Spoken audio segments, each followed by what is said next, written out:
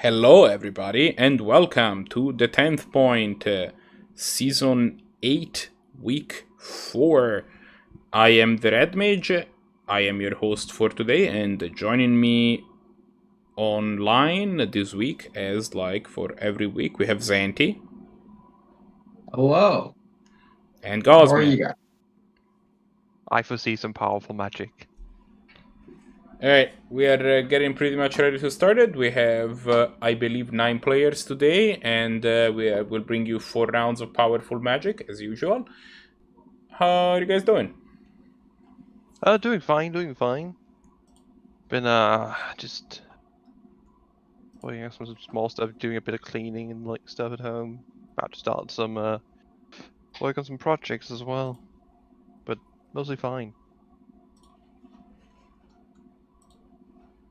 I think a bit of a introduction is due for those who aren't familiar here with what we do here at the 10th point.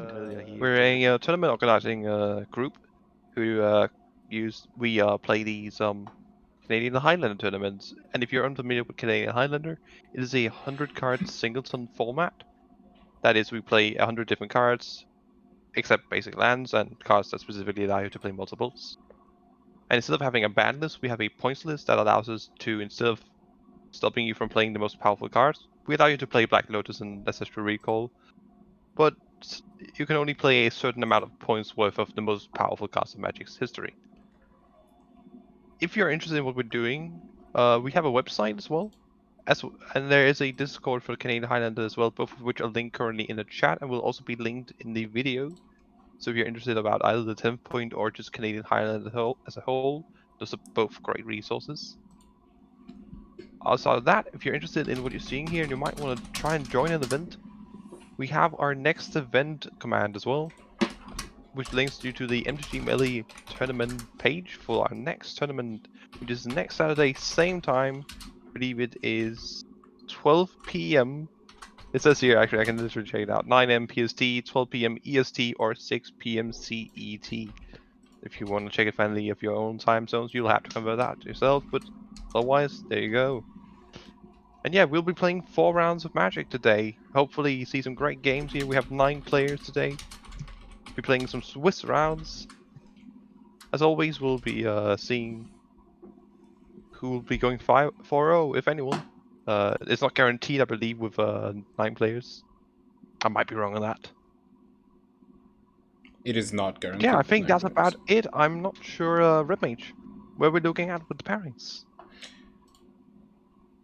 The pairings are up. They have just been published. Their players are ready to go. We have actually. Oh, we were wrong. Actually, we have. No, we have 9. I don't sorry, see I missed them being posted. Oh, now they're posted.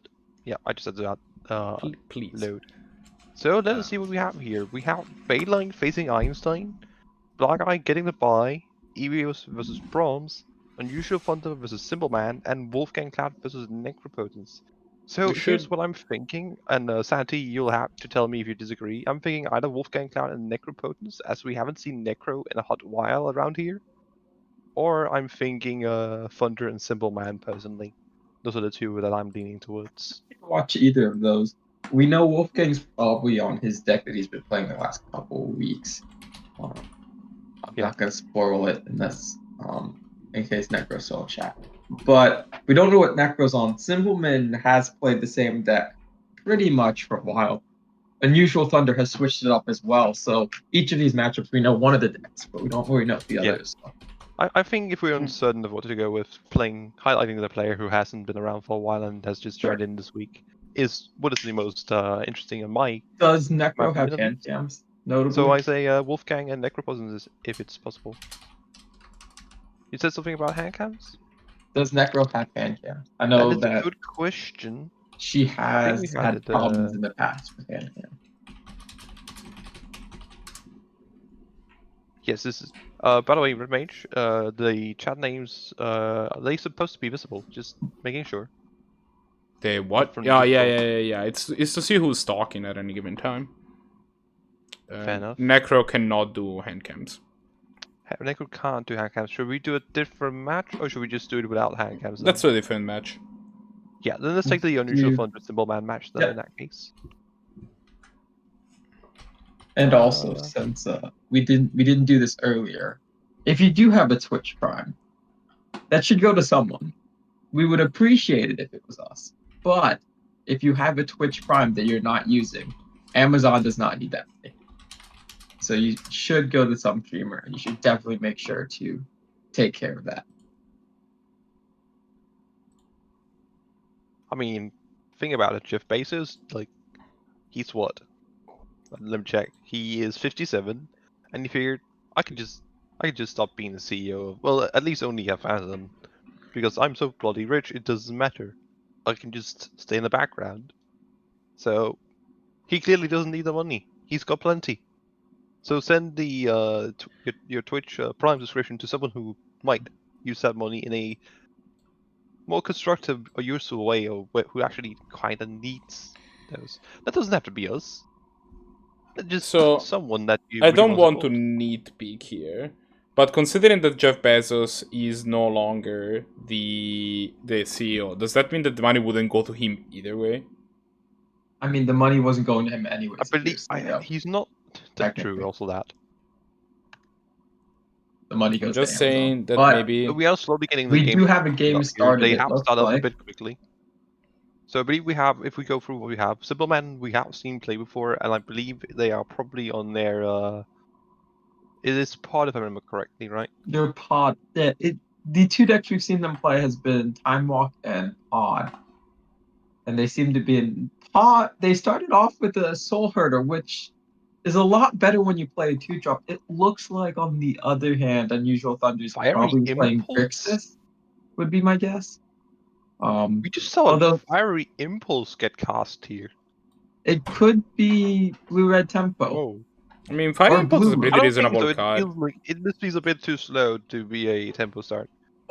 And like a Desolate Lighthouse has been They went discarded sleight as of classic hand in the into graveyard. Fiery Impulse into Royal Scions. If it was Blue Moon, I would have expected Royal Scions not to get cast here or necessarily be in the deck.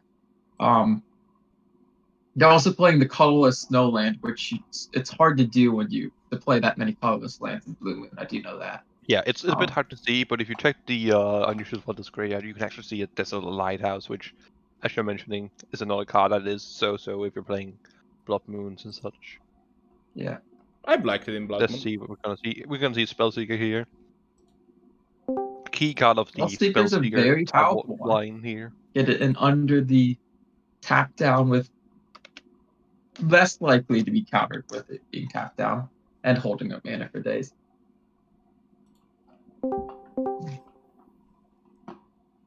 In case you're curious, we have the command here for the Time Walk combo.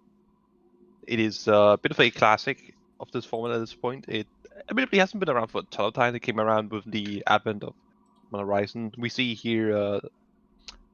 Should mention switch, by the you way. switched the cameras, by the way. But you cast Spellseeker. This gets you the Ephemerate. Ephemerate allows you to blink the Spellseeker twice, notably. You can then get Time Walk and some sort of creature tutor that costs 2 mana less. So like, what is it called? Eldamri's Call usually, or what's the other one that you usually get? Neoform. Neoform, yeah, Neoform is a good example. Yeah, Grease on Zenith as well. True. Those can then get you, yeah, thank you, with a Neoform we call there in chat as well. You can then get a Eternal Witness. You can cast a Time Walk, so that's about 6 mana, 3 for the Spellseeker, 1 for the Ephemerate, 1 for the Time Walk. The next turn, you can cast the Ephemerate again, get, as I said, the Neoform or such, or the Green Suns or whatever you need. You can get the Ewit, get the Time Walk. Oh, Jace bouncing Spellseeker. Sorry, the Ephemerate and then the Time Walk. Ooh, we see a Jace bouncing. Spellseeker. Just straight up, just no. I don't want you to. I don't want you to. Ephemerate. That Which basically just put because you can Ephemerate just into like exile. now you can just untap, play a land, and then Spellseeker Time Walk if you have it. I mean, you know they didn't get Time Walk though, because that was not a card they got. No, but bouncing the Spellseeker allows them to get it now. I'm not sure what Thunder has in hand. Do they have anything that can deal with it? I mean, they have a counter spell, but they can't really counter it. Oh, Their hand's not great. Did- Cymbalman just cast nothing? Yeah, he's gonna Deceiver end Stark on end step and then cast this Zealous Conscript next turn, probably. But why? Because then he wins. No, you're thinking of Kiki here, my friend. I guess that is true. None of them do combo with you. Yeah. That He is a has true statement. 2 of the A pieces. He's missing the B piece.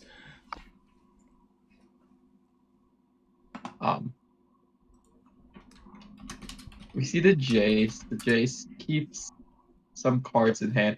I don't actually like this Flame Slash right now. But No, it's against an empty board. But it is quite likely that, especially with the kind of spell and a Brave Protection here, at some point they will have a random critter like, yeah, the Zealous Conscripts in play.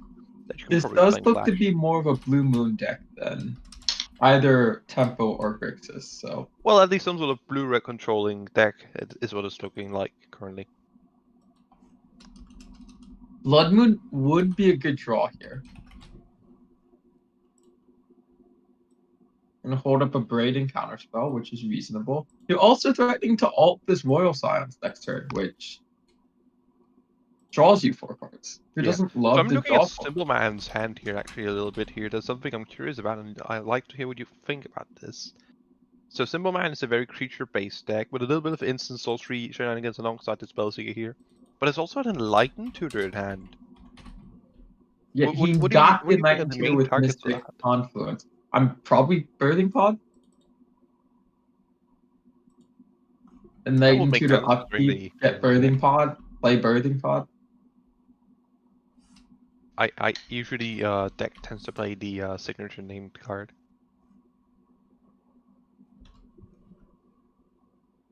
The Witch card. Usually a deck will play the card that it's named after, except apparently Scred on MTG Goldfish Pauper format. Not sure why. Either way, that's a side tangent. So we do see, as you said here, the Deceiver get cast that respectfully counterspelled. We did not see a Birthing Pod on upkeep though, which is what I was expecting. But Says Conscript get the Royal Silence here, and that's gonna be a real big deal. that kills your opponent's Jace as well. Yeah, Ooh. get rid Well, of I'm not both really of them. sure. You might not kill the Jace, you might just go phase with considering. Oh, you mean attacking with the Zealous Conscripts? Or do you mean ulting the Royal Silence? This Jace is also dead, and this Royal Silence is ulting. So interestingly, I think the correct choice. Yeah, exactly. You want to immediately ult the Royal Silence here in case of a sort of bolt effect. Yep, and I would throw this at Jace.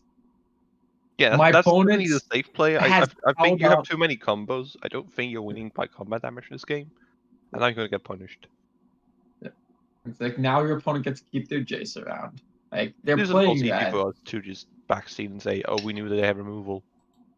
Duh. I mean, yes, but your opponent has left up red mana, and even if they don't have anything, it's like they specifically have red mana up, and it's like if they were tapped out, right, or if they had just colorless or just blue mana, I would have probably think it's correct to not go face, but I don't think that you're winning with combat damage regardless of this 8 damage that you just dealt.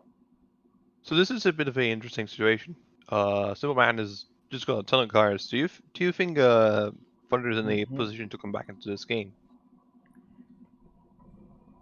No, I don't think UnusualThunder really has a realistic way of winning this game at this point. I mean, they do have a Jace in play, and I did hear that Jace is in fact better than all. And we Jace, can throw some cards. Jace here is a for sure. powerful magic card. They don't have a way to shuffle with Jace. Well, Ponder shuffles. Ponder does shuffle, but that does feel kind of bad. Because then you're playing Ponder as a draw card. So do you cast the CK Aggro here to draw additional cards? It seems not. We don't see it done here. Probably want to hopefully draw into a counterspell and then leave up that counterspell would be my guess. Pyroclasm, not that enticing. That is an awkward pyroclasm with a young pyromancer out. Feel free to remind me, is Revelark power or toughness? I believe it's power. Because if that's the case, you could play. Oh no, Revelark is a CMC 5. Never mind, I was thinking CMC 4. I was gonna say you could Revelark, cast Neogenesis, get back to Deceive Exarch, get Kiki, but no, it's a CMC 5, so that You see a doesn't actually Soulmate. work. Powerful It would magic work with cards. Eldritch Evolution, but alas. Soul Ring. Not a card I actually expect out of a deck like this. In Now, fact, I don't hate just playing if they're FKK playing here and Soul killing the Ring, pyromancer. that means they're not playing Time Walk. But I don't think you could play Time Walk anyways with what they were playing. That is true if you're playing Pod and Spellseeker, which once again is interesting because you're playing the Ephemerate line, but you're not playing the powerful Time Walk combo, which is quite curious. Well, I mean, Ephemerate's probably just good enough to make the Pod deck normally. You just play a whole bunch of creatures with ETB, that Pod is just good enough. Or that Ephemerate's just good enough in Pod by itself. It's quite possible. I'm not sure because I don't have the list to check what they can get, but you can definitely get a bunch of tutors. Ephemerate, as we already seen. Probably a removal spell or two at least in there somewhere. I'd imagine, like some sort of bolt or So, salt plowshares. we're going to just see Collected Company on end step would be my guess here. If they pass through the I presume turn. you mean I cold really calling, like playing not Collected FTK here, Company. though. But... Or, Quarter Calling, not Collected Company, yes.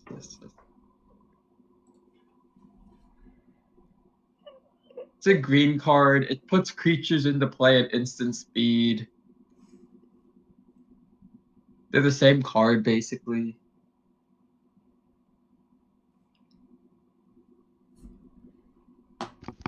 Do you see a new card here from UnusualThunder here? Behold the Multiverse. Behold the Multiverse. We also see Magmatic Sinkhole, which is a good card. I like putting back the Pyroclasm and the Flame Slash, the two cards that are really bad in your hand right now. Yeah, being sorcery speed against a deck that just chose to leave up and put other mana. Not where you want to be, usually. I'm curious to see if we're going to see this Behold the I would definitely level foretell this Behold the Multiverse this turn. Yeah, that's rarely. I think this is the kind of card that unless you need the cards like this, during your own turn, like to say find a land drop, you should probably always foretell Behold the Multiverse. Like, it's the same mana. If you're doing it during your opponent's end step, I suppose, like that is just an advantage. And if you decide, oh, I need to cast my counter spell instead, or my Fiery Prophecy or something, The then suddenly you have reason the to advantage. not foretell is if you think you have 8 mana worth of spells, or you have enough mana worth of other spells that you may not have if you foretell. Like, if you have 6 mana and you're holding up counter spell, and then 2 mana removal spell, and then Behold the Multiverse, then you don't want to, because maybe there's a turn where you have to counter 2 things and bolt something, right? And then you use all your mana. Where if you foretell, you can only do 2 of those. But here, Correct. you don't have enough other cards in your hand that I think it's fine to foretell here. Card of Calling is the most difficult card to cast in the universe. Yeah, Convoke doesn't help. No, casting it. I mean, I'd it imagine- doesn't have any creatures. And it being X.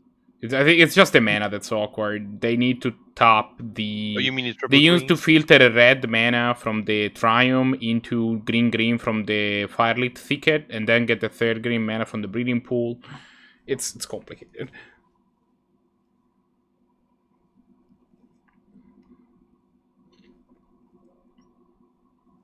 Now, the fun part with Quarter Calling is when you cast it with a Direfleet there.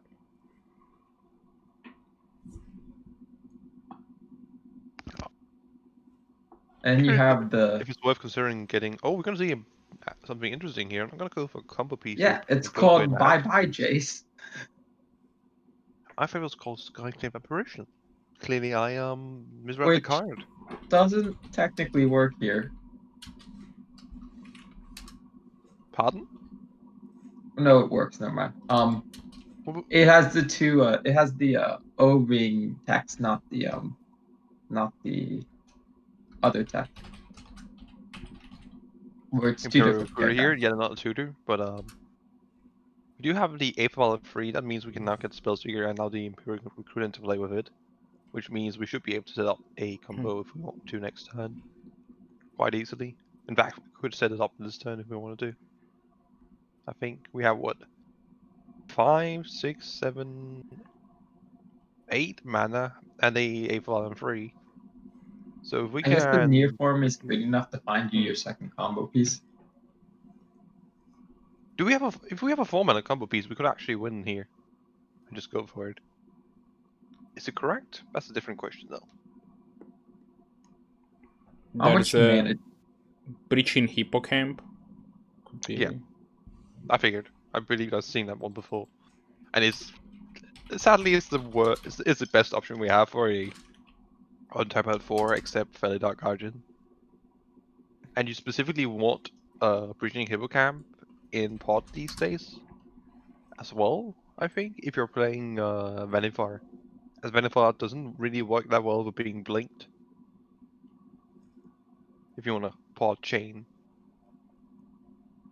That said, you do have to play Breaching Hippocamp if you want to go for that, which is Well, this is a not a very great card. weird time to cast Behold the Multiverse.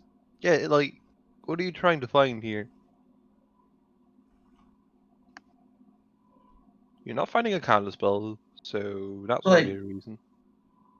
you've let it resolve. You already know the Should use top part of your Pyroclasm here. deck. Oh, are you just gonna cast Pyroclasm here?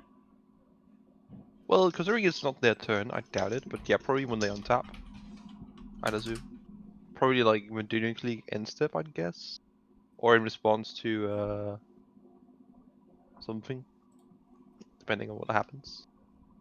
I'm curious to see what Cymbalman chooses to do here, actually. I 4 think mana I'm untapped. going to neoform the Flame Tongue would be my guess. It's definitely an option, yeah. We could see an Enlightened Tutor to try to put Pod on top of their deck so they win next turn.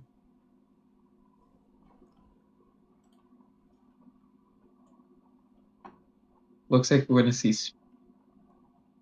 Spell Mystic Cast. And that's the thing about playing these kind of very creature-based combos. Is that when your opponent is like UnusualThunder is playing a bunch of this red removal, that makes it really hard to combo off if they're just sitting with mana untapped.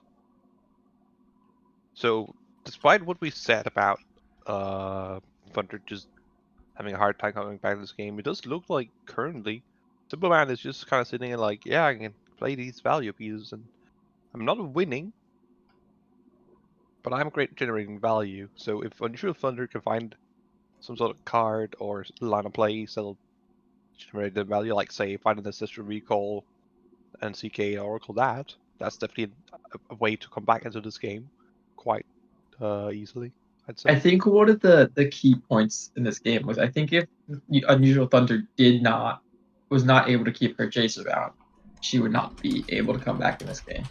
But because the Jace was able to stick around for an extra 2 turns, it gave some card advantage and recoup. So really, she was only down 2 cards instead of the 4. So we will see a 4/4 token come into play here on the on the Thunder's UnusualThunder's control.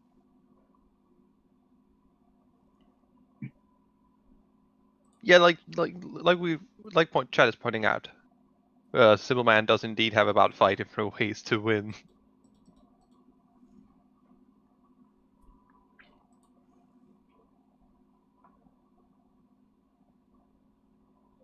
Yeah, we can see the Vendunian Clique main phase here.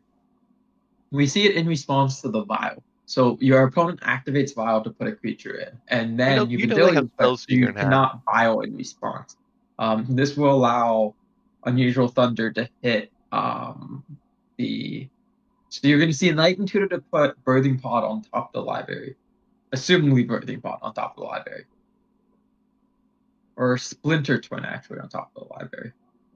Okay, and then now we're going to see Vendilion Click. And now with this Vendilion Click, I'm probably taking the Spell Seeker. Although Well, your opponent's probably you know your not opponent going just put a Splinter Twin on the top of their library. Does that change Yeah. something? Well, do I think they're going to have enough mana to go completely off? And I guess they probably do have enough mana with the Soul Ring to go off all next turn I using mean, everything currently next turn. it's your turn, and you have 2 removal spells open. You have a Fiery Confluence and a Magmatic Sinkhole that you can cast. There's a good chance, actually, if you don't take anything, they don't get to draw the card, and then either of the cards that they try to put in, they can't put in this turn with Vial.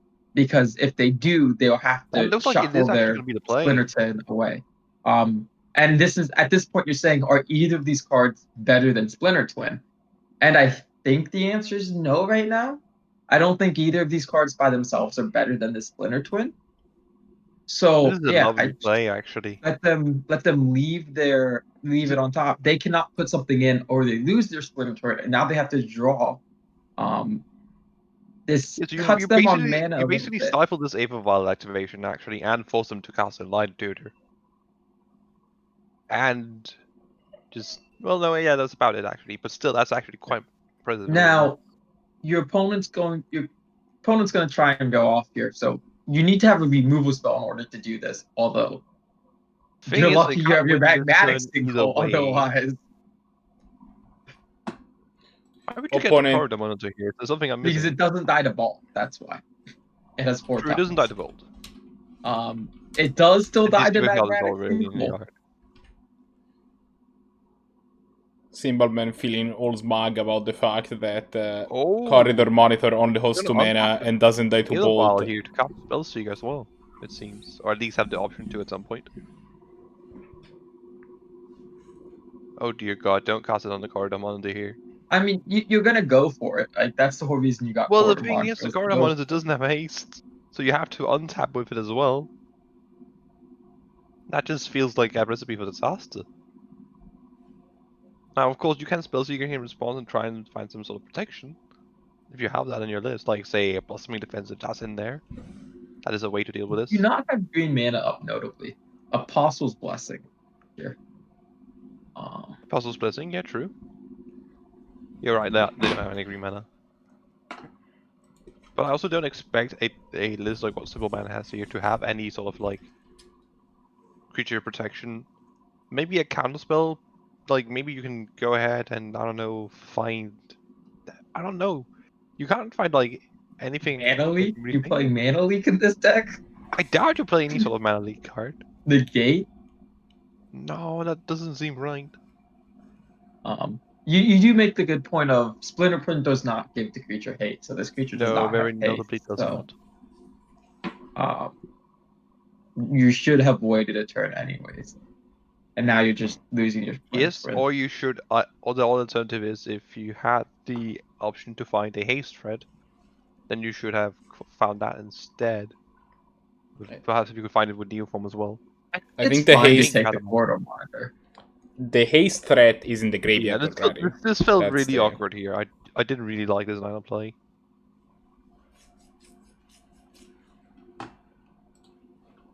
It felt like you were saying, yeah, they don't have a counterspell because I haven't seen them cast a counterspell yet. And there's definitely no way they can kill the creature with more than 3 toughness ever. Even if I give them a turn to do whatever they want. Yep. Like Flame Slash would have done it, but Exactly. like Flame red Slash deals does it. damage Scrat, in if 3. you're playing Scrat, that does it. Red has found more and more ways to kill creatures with 4+ toughness, still on the relative cheap recently. And that's not even mentioning something as simple as a bounce spell.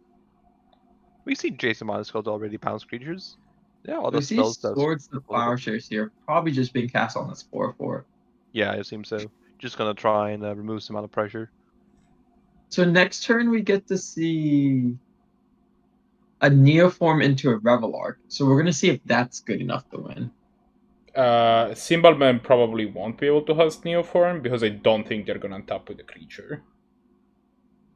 So That I'm is a curious here. reasonable. What is if you're in an unusual position here? Do you just like activate the Faceless Haven here and just go I'm playing my 2/1 and Fire Prophecy in both of those things. Yeah, I'm removing both of these very impactful creatures. Like my opponent has retrieved this Spellseeker 3 times already this game. Well, Do one I of them was really your want to fault, give admittedly. them the opportunity to do it a 4th time? Plus, that gives Which you 2 shots at turning this land into a card that does something.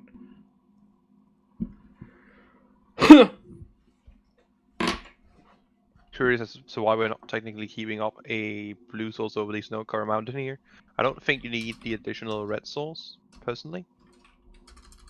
Minor detail, but like, in case you draw like a cryptic command here, I then mean, you you won't have probably to face outmace it for Steam like Vents in your deck, 15 so minutes. this arid. I mean, if you're talking about the basic mountain, there's a Yeah, I'm just saying. probably. I think just having red here for the Fire Prophecy is just fine.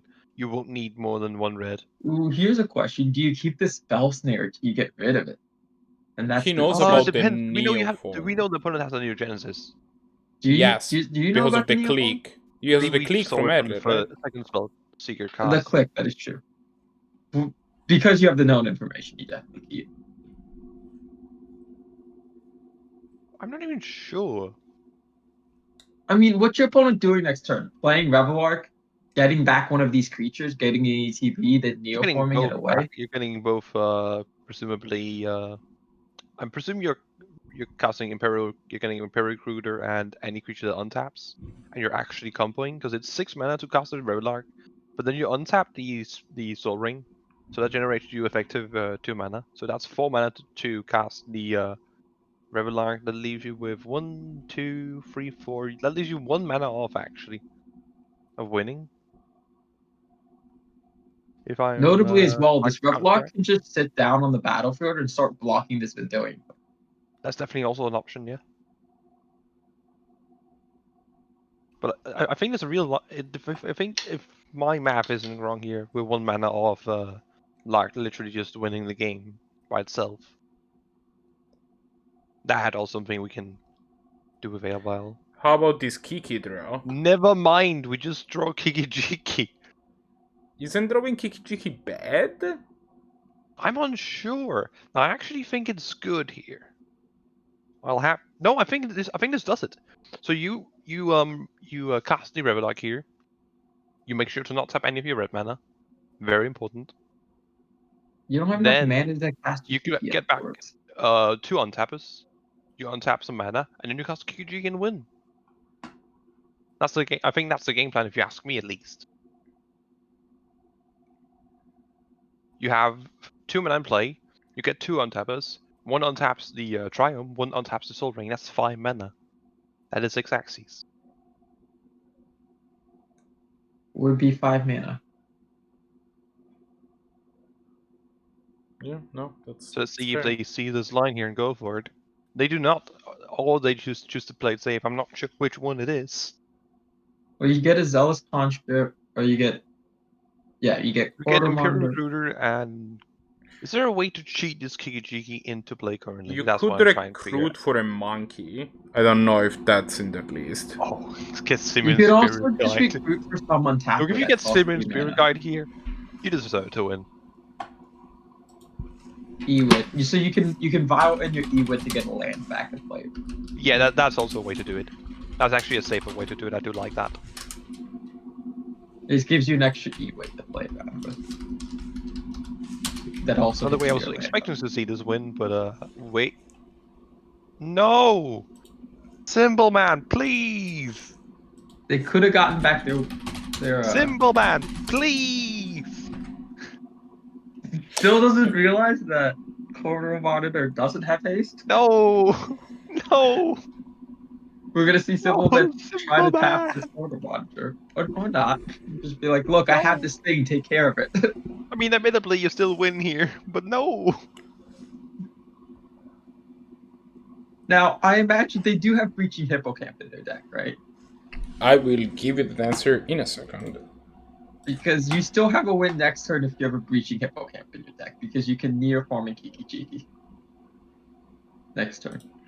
Neoform your Imperial Recruiter or your Ewit away, and then Kiki. This may be a good correct line because it puts more threats that need to be answered on the board. than the because now you'd Then have to I win the answer game. more threats than the Then other way. I win the game. Breaching Hippocamp is Oh, in no. his list. Winning game usually quite good. No, but we know they win because your opponent. You don't know what your opponent has in hand. They have 2 cards in hand. You don't know what they are. So we do see them start up a new game here for the third game. By the way, Roommate, I believe you have forgotten to change the timers. Oh wait, was this That was game the 2? first game. This That was was the game first 1. game. Was that game 1 really? Yeah. Oh god, it was. Okay, they shouldn't have restarted the game there Yeah, then. we'll ask That them if will there's happen. if maybe there was some sort of problem. We'll ask them later. Sandy, can you take care of that and just ask them kindly?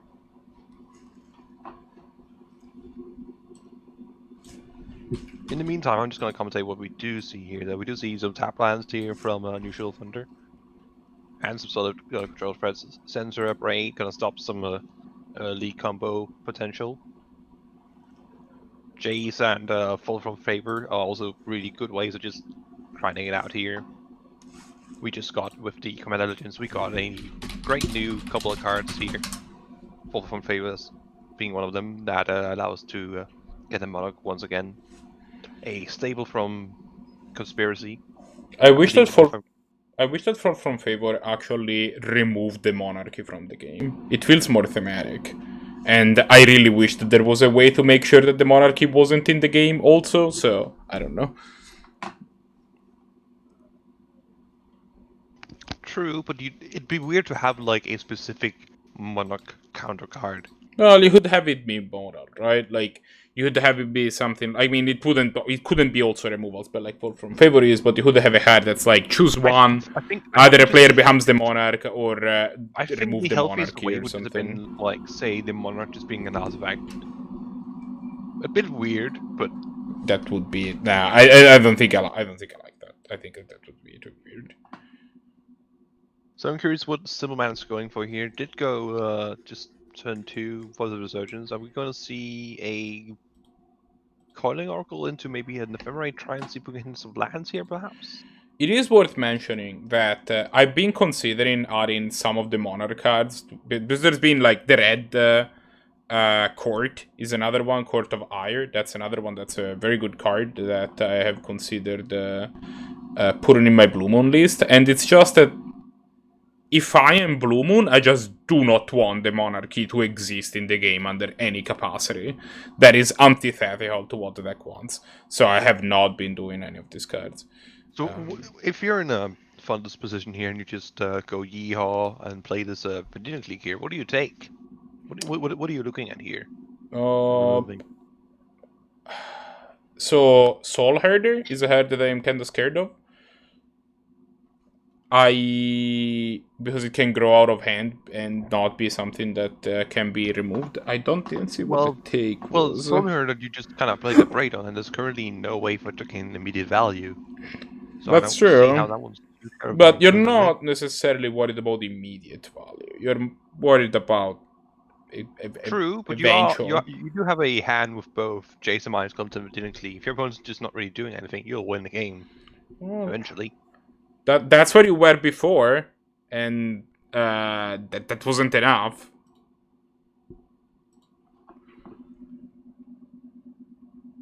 The card taken was Eternal Witness, for what it's worth. Which is respectable. You remove your opponent's way. You essentially are removing the target instead of the... you're removing the enabler instead of the payoff, I guess. Yeah.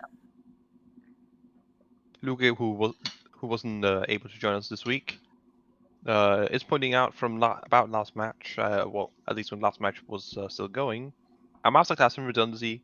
Well done, Cymbalman, pointing out how we did see Cymbalman just continue to just be like, I have cards, I have combo potential.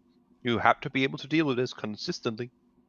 Just constantly having a tutor or a way to bring back a piece.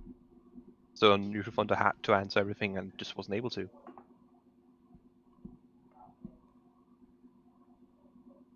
Yeah, this we is did see not Calling a great Oracle hit here, for the Blue Moon deck. And we choose to not cast anything here.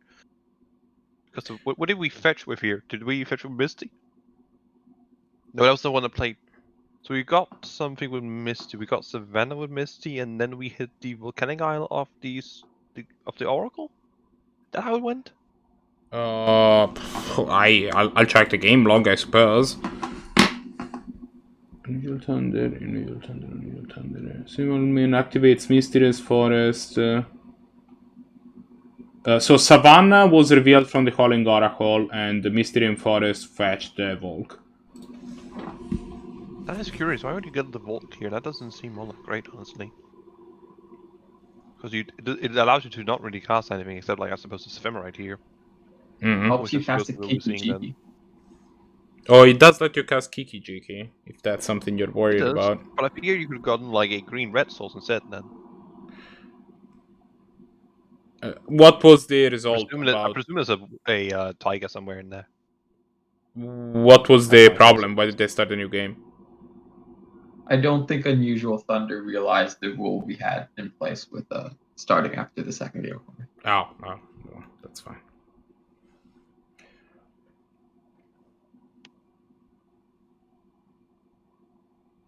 We see a Jason of Vendilion Click versus a Coiling Oracle. While I do think Coiling Oracle is a powerful magic card, I'm not convinced it's the most powerful on this board. It is most assuredly not. I'm pretty sure this basic island that UnusualThunder has in play. Well, Technically Snow Island, which is even better. it can be Definitely the best neoformed. card. It can be neoformed into Skyclave apparition, and that's no longer, and And that's it's pretty gonna make powerful. it so that there's no longer a Jace on the board. Just a quick side note. So I'm just gonna talk about the other tables here. Bailite does win 2-0 over Einstein. We have Brahms going 2-1 against Evios and Necro going 2-1 against WolfgangCloud. So this is in fact the last game. Not too surprising considering how long that first game was. So I'm curious, are we going to see the new form here for some sort of free drop? It does make a lot of sense with the Soul Herder here and opponent being tapped out. You get You get Skyclave. the- You get you get Skyclave and Skyclave kill both of the things. True. Does generate a free 3/3. It gives them a 3/3, which I mean, sure, you can have a 3/3 opponent. I guess So that's fine. The Soul Herder is kind of stupid alongside Revelark. Yeah, this Soul Herder should get abraded immediately. Like, I think you just cast this abrade, and then do nothing and say go. I guess you get to attack this fall just to start generating cards immediately. I don't like this play because you're just leaving yourself tapped out again. Yeah, you're playing against now a one combo thing deck. interesting is You that also Abzan kind has of want to Rift here. remove the Skyclave at some point, so you get a 4/4. So I don't know about you, fall from favor. Well, while the Monarch is great, I think it actually is especially bad in this matchup. This is a deck that plays Birthing Pod, that plays Soul Herder, that plays Ephemerate and such, and can get them quite easily. I don't think Fall of Favor should probably be in this player's deck, to be fair. I think that it's a mistake to put in your deck because if your opponent ever does get the Monarch back, like you do as Blue Moon, you do a good job of holding on to the Monarch. But if there is the case where your opponent gets hold of the Monarch, you kind of lose the game. And to be fair, fall from favor, like, if they pot away the creature, you're still the monarch. Like, you don't care about that much, right? Like, whatever, that creature's gone now, but I'm still the monarch. This card already paid for itself.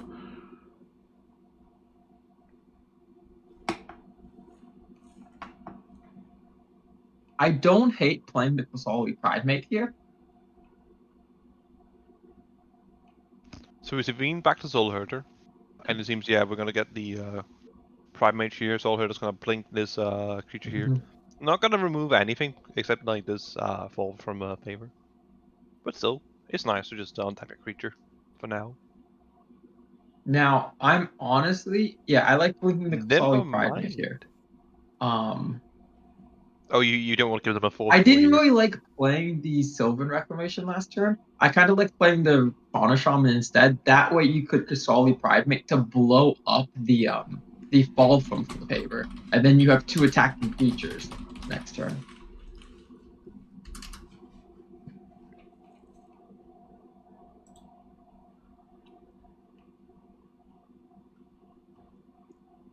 We see a bolt. The bolt is going to deal with the Soul Herder again. Do we just leave the counter spell up here? Do we play? It does seem like we're gonna play the Nelson here. How do you feel about that? Poorly. I think that the UnusualThunder is just way too willing to tap out, and he shouldn't be. That's where I'm at. Well, currently your opponent is not able to attack through your 3/3. So there's that to be said. I mean, if they still You will train him. throw away a 2/2 to get access to the Monarch. And you can attack into the 3/3. Well, yeah, you can trade, but you can't attack over it or make it chump block. Currently, at least. This Pyroclasm is pretty good on this board, actually. Yeah, this Pyroclasm's good. Kills although both of the threats. I will So, continue to kindly, not can we hate. kindly see Cymbalman's Grey out here, by the way. Yeah, I kind of like playing this Revelark here. As Can we funny kindly as see that sounds. Red Mage? Can we kindly see? Thank you very much, because it's quite important to see what both this Revelark and his This Revelark gets Reclamation back a get back, Soul respectively. Herder, which Coiling Oracle, Land, Ephemerate, Voice of Resurgence. But Voice isn't bad either, actually. I really like getting back this Soul Herder, Coiling Oracle is definitely a solid line. Soul Herder, exile this flicker the Skyclave Aberration, get rid of your Narset.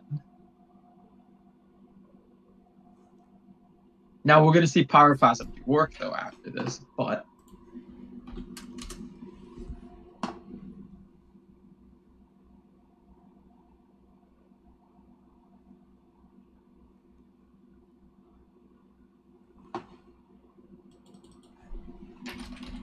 So I'm curious to see if they go for the Revelark Evoke here, or if they go for the Sevene's Reclamation. you could do Sevene's Reclamation as well. That is also. So I expect to see one of those two. There's a chance we see the Goblins instead of the Follow Shaman line What's here. the exact text on Sevene Reclamation again? Try and remove the red souls, presumably. The text Oh, on I'm Reclamation- being called. I will be right back. Is that the what was your question again? What's the exact text? Like, what can you get back? Is it just any permanent? It is Or is it- CMC 3 or less. Hello?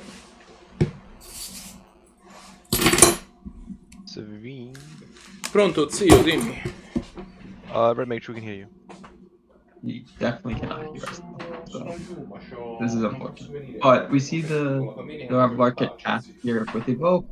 We're gonna see 2 creatures come back. I can Coiling Oracle and Soul Herder. Okay, I don't like this lineup. Now your opponent has a card you do want to remove. Notably, this is not that great against Narset.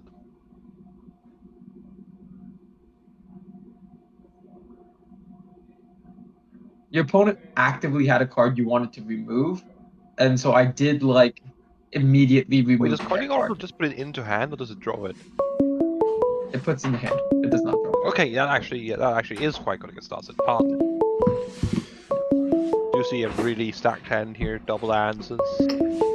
Consider drift something if wanted, and then cast a mana drain. I have returned. Okay. Can we please talk about something here? There's a Fairy Vandal in UnusualThunder's hand here. What is that doing there? Do you guys is it just me who's confused about what exactly UnusualThunder's going for here? It's a This flash is a threat. deck that's in between Blue Moon and in between Tempo. You're not playing as hardcore Blue Moon as you generally see, but you're not playing as Tempo as you see. Which This is an awkward back to basics.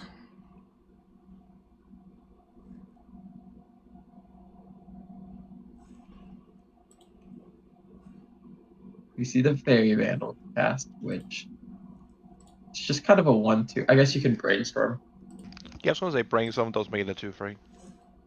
In fact, you can It's brainstorm very, immediately and then maybe okay. find something that triggers it again next turn. Yeah. Is Cymbalman thinking about casting their Hippocamp, Hippocamp here. so it doesn't get countered He'll would play it. be the play, presumably.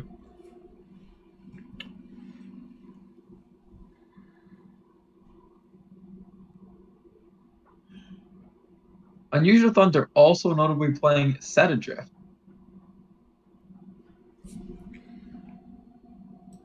Which is a card I think I've seen from their Grixis version, their Grixis deck at one point.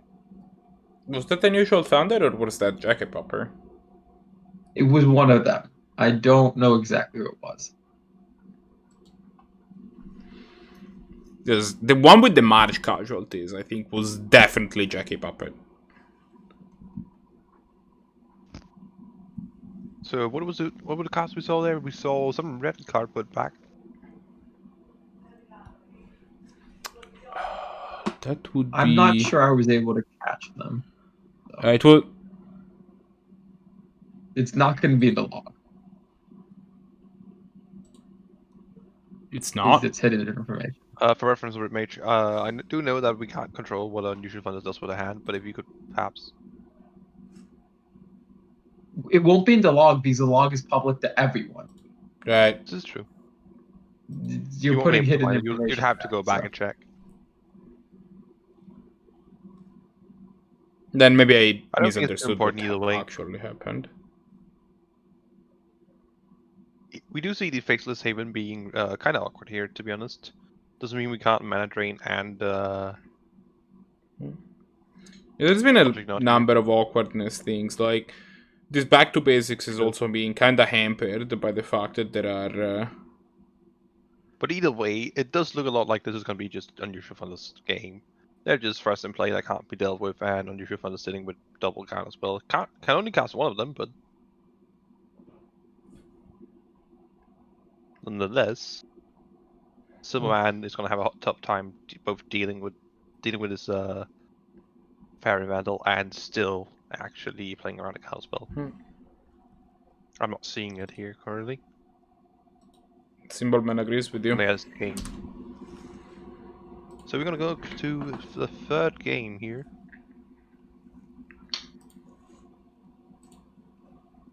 Let's see here what we have from our players. Ooh. That is a lot of not lands from UnusualThunder. Cymbalman with some. I like Cymbalman. Also only one land actually. But it's a land into survival. Is a land into survival, presuming your noble hierarch survives. You are on the play, so that does help. So the sad news. Risky. The sad news is that I think playing against a deck that has Lightning Bolt in it, this is too acceptable. It's just an unacceptable reset. Your guy dies and then you get stuck on 2 lands for the rest of the game. So, but if you then you have to draw a land off the top of your library and your noble lives. Yeah, then you cast a fairy. On turn 2. No. You cast a fairy. The game just ends. You don't have a second land to do that. No, if we're assuming that the sound land if it was a second land, absolutely snap keep this. No, we're saying if you live in the dream scenario where you draw your second land off the top. Yes, if you are in the dream scenario, congratulations. And let's pour ourselves some tea before the Mad Head arrives. Like, yes, it I'm is not a risky keep, and it is to Cymbalman's luck here. Not gonna get punished. If I am, at least not directly. If I am in Cymbalman, in UnusualThunder's side, Oko is bad, but Teferi is just terrifying. I would just concede to resolve Teferi, to be honest. Okay, maybe not, but like it would not be something I'm super a fan of. But it doesn't happen. See survival here.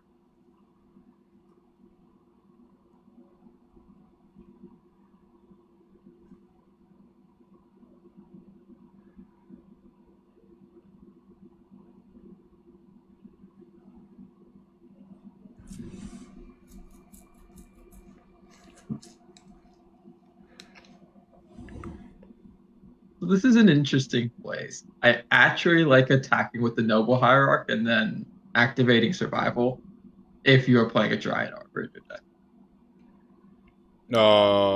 If you're, but if you aren't, yeah, taking Birds of Paradise, so you aren't attacking. I'm miscalculating these birds. Yeah, I mean, Well, I guess that UnusualThunder at that point didn't know that there wasn't a second land. this is turn 3. Survival was cast on turn 2. Right. Plus, but UnusualThunder was want- fishing you- for a land of his own. Her Didn't own, find but it. yes. Oh, well, sorry.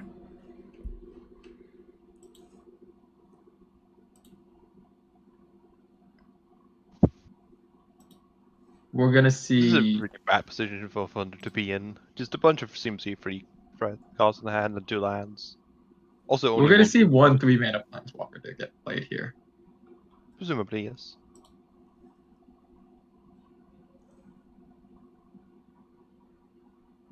I don't hate casting the Oko this turn because this turn you're kind of saying, "Look, I have an Oko." If you have the counterspell, sure, that's great. Next turn, if you don't have the counterspell, I get to play Teferi. Do you just want to activate the survival here, or at least leave the possibility open here? I would have liked to activate survival and leave that option open, especially if you were playing a Dryad Arbor.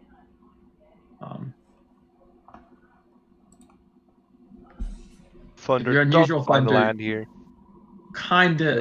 That does give them a chance of coming back into this game. Yeah, you have to anger here, though. You don't come back into this game by not angering.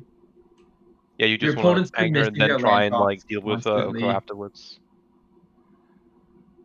Yeah, you do now kind of die to this Oko, probably, but...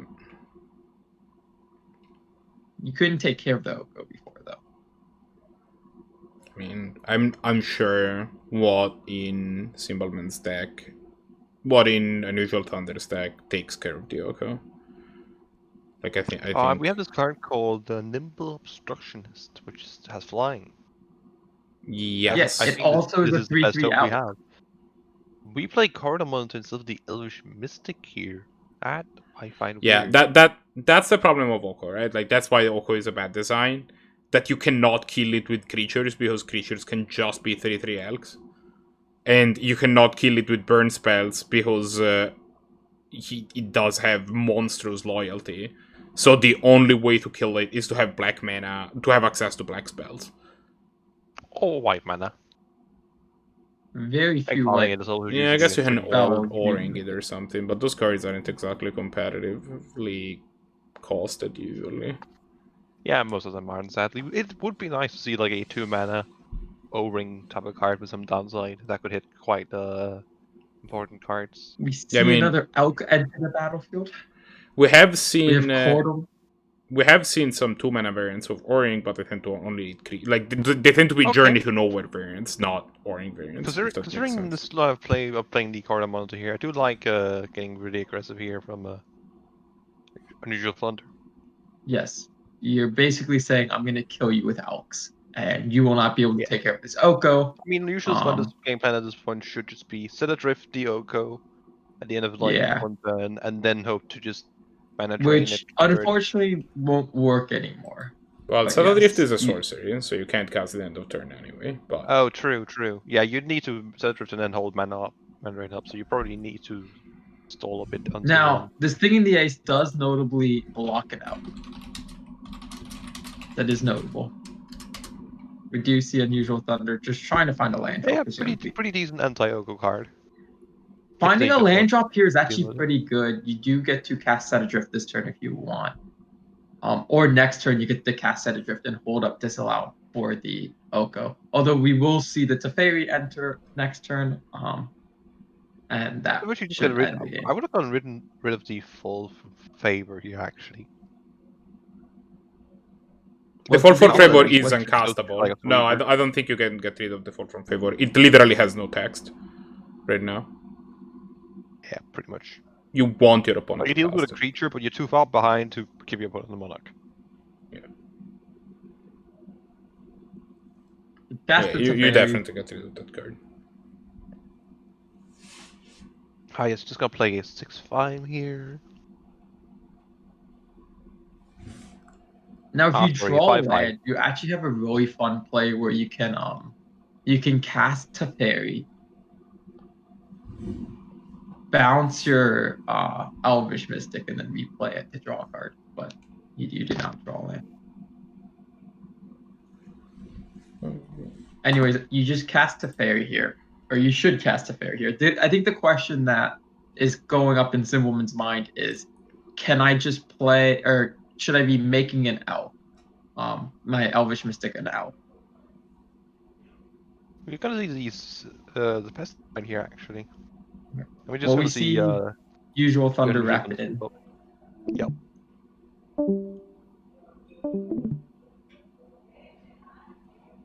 We're going to Cymbalman here. Pulling behind here. The quick turn to Oko.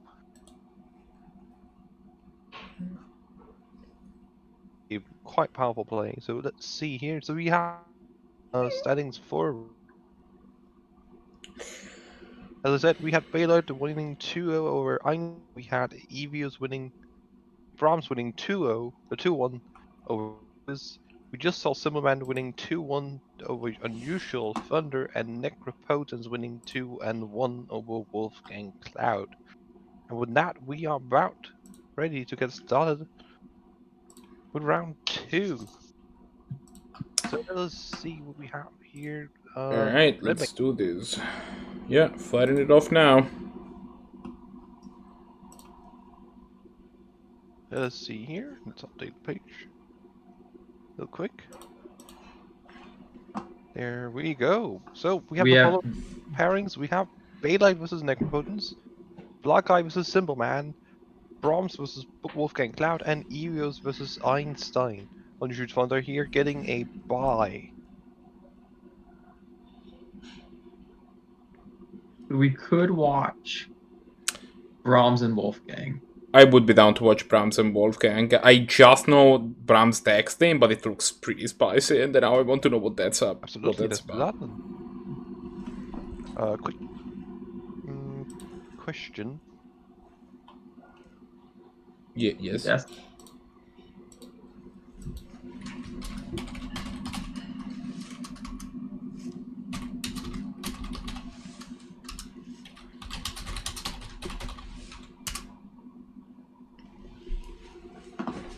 see here. Question here. No question? Okay. I was right, chat. I didn't want to take it up on the call here, so that's why I just took a quick second here. It's not say all that much. But yeah, we did see actually what I'll admit is a tiny bit of a surprising result. I will admit I was expecting the blue-red deck there to be favored a good bit, being able to answer a lot of the low static creatures from Pod there while still providing pressure should.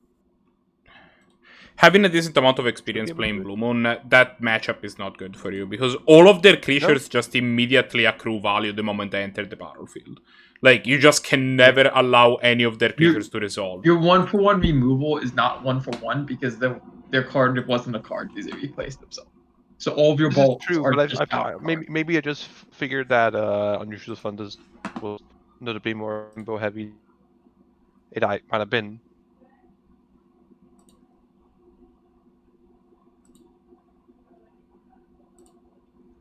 So I think we're gonna watch Brahms versus Wolfgang.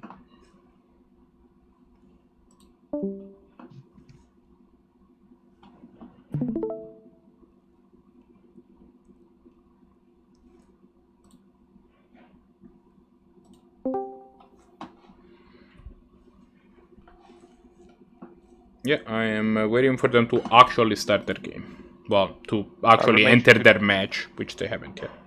Yeah. Look at staff Quickly, chat. just check the question we sent you on our group chat. Hello, back. Hope Sandy camera just died on my end here at least. So doesn't have it on my game against Necro, can we get some game here for Sandy's 101. Game. It's fine. You guys don't need to see me anyways.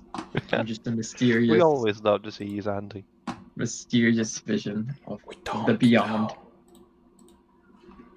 See, this is really a metaphor of the darkness that lies within all of us. As you see. That got deep real quick. Your face got deep. Quite unexpected.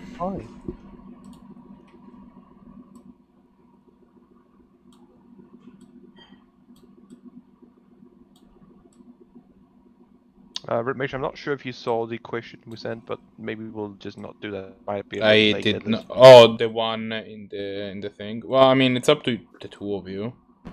I don't have a preference either way. I will ask, and then one of us hop off if they do feel like it. We see from Brahms's hand here. What is this? What is this hand, Brahms?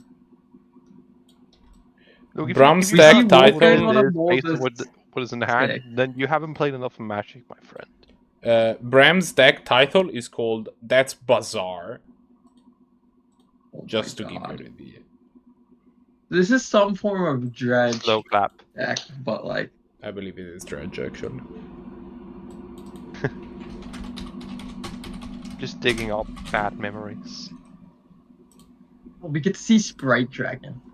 One of my Quite favorite possibly, things yeah. about this I last could year actually of see Magic. playing the Magic Channeler here, to be honest. So I think you really want to find another land drop, quite possibly here. You do really want to find another land drop. Sprite Dragon, though, But you is might one of just be those fine with cards that you Clinton want to get down or as soon as Goal at rate. possible because you want to get down before you start accruing value. Like now, all the spells you get to cast make this card a threat. Where if you wait until 2 turns from now, then it's not as good.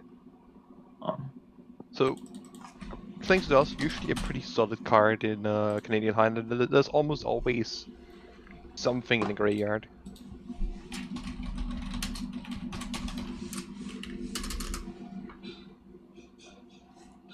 We see Brahms stopped in his upkeep.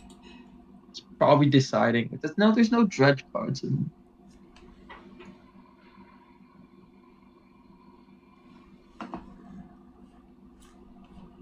Well, that's I a was trying way to to say put. before I had to answer something quickly. Cling to Dust, usually pretty solid at getting rid of some random. Oh, that's a graveyard powerful stuff. Magic card. Ooh, That's a way to put some Okay. dredge cards that in your might be a real graveyard. yeehaw play right there. Just like Oh. play the Shriek Maul, ditch the hand, don't actually So, cast anything from the Cast graveyard. the You have lightning nothing bolt that's before the castable. hand gets ditched. I think The either question way, I what think I'd expect becomes: to do you see here want is to do it just these this Shriek Maul turn or down. next turn? You might want to play your third land before you do it. That might be the only consideration. Quite possible, yeah. I But think that is a the powerful Lions by Magic Diamond card. here, though, is that you just have nothing to spend the mana on. And I don't think just dredging for 2 is enough currently. No, you kind of Well, want you the don't have anything that really shade in your graveyard as gets you well. anywhere. But I do like playing the Lion's Eye Diamond at the very least. But Yeah. your Not sure opponent's about that, playing actually. black. They're more likely to have a way to remove it from your hand than to remove it from the That's battlefield. true. But I don't They're think also that's playing how red, like, though. remove the lie. Yeah, but red has like 2 playable cards that lets you remove from the battlefield. Yeah, There's true, a- but there's only like 3 or 4 at most. Yeah, and which of these numbers is bigger, 4 or 2? Oh, 2. True, okay. but you also that give away case- information by playing the Lion's Eye Diamond. And I'd also expect Wolfgang to be more likely to not play too many discard spells. I expect Wolfgang is playing the full suite of discard spells. Oh, for a total of 4.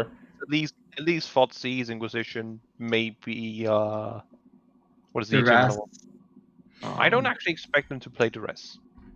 Completely honest. You can play Thought Erasure if you want to. So Yes, that can be. Drawing. That's gonna do a lot of not much. We see screens, Marco. All of your screens.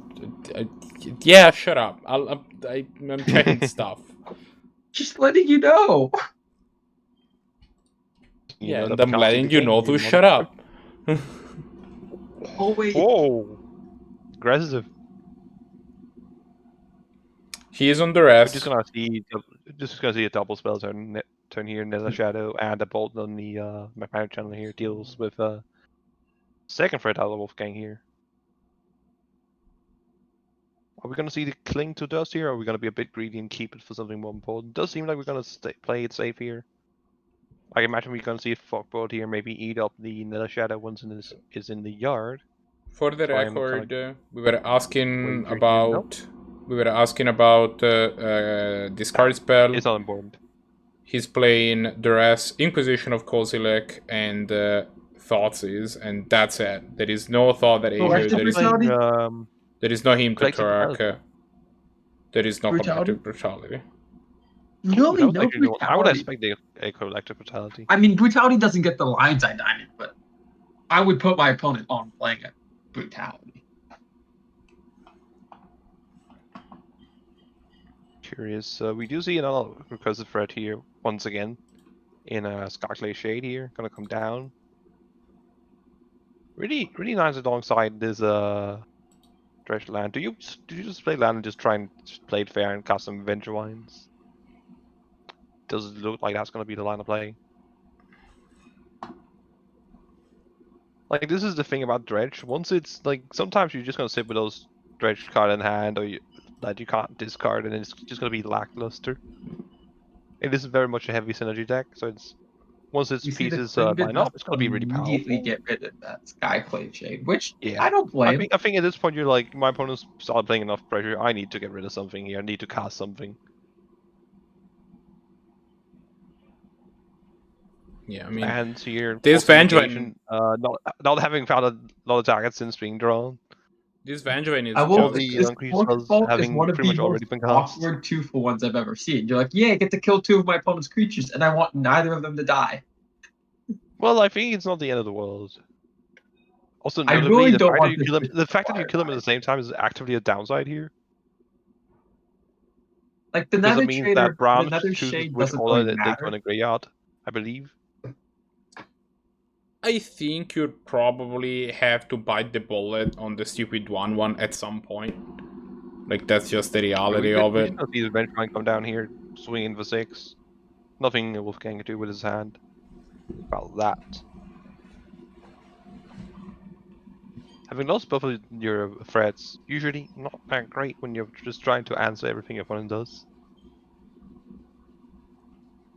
More lands here for Wolfgang, not helping with anything. Wolfgang really needs to find something here, because this is currently a 2-turn clock.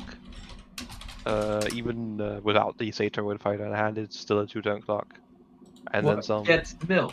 What gets milled? Gogoy Grave Troll. Let's hope for the Gogoy Grave Troll. Can we get Nether Spirit here up on the screen, kindly? And also Nether see Shadow? what gets built afterwards. Nether Shadow, thank you very much, yes. So I believe it's any number of creatures you can just put in play for free, right? If they are on top. Let me give you a Nakamura more gets recent hit printing here, then. amongst other things. I'm not sure what else got hit, but Nakamura coming to play for free. We'll take that. We'll take it. That does set us up with 5 damage on board, 6 if this Nether Shadow comes into play as well. So actually ended up being damage neutral here, sadly. If anything, you actually upgraded the board, which usually Fogbolt killing 2 creatures quite good. But when your opponent just goes, huh, never Demonic mind, I'll just Tutor.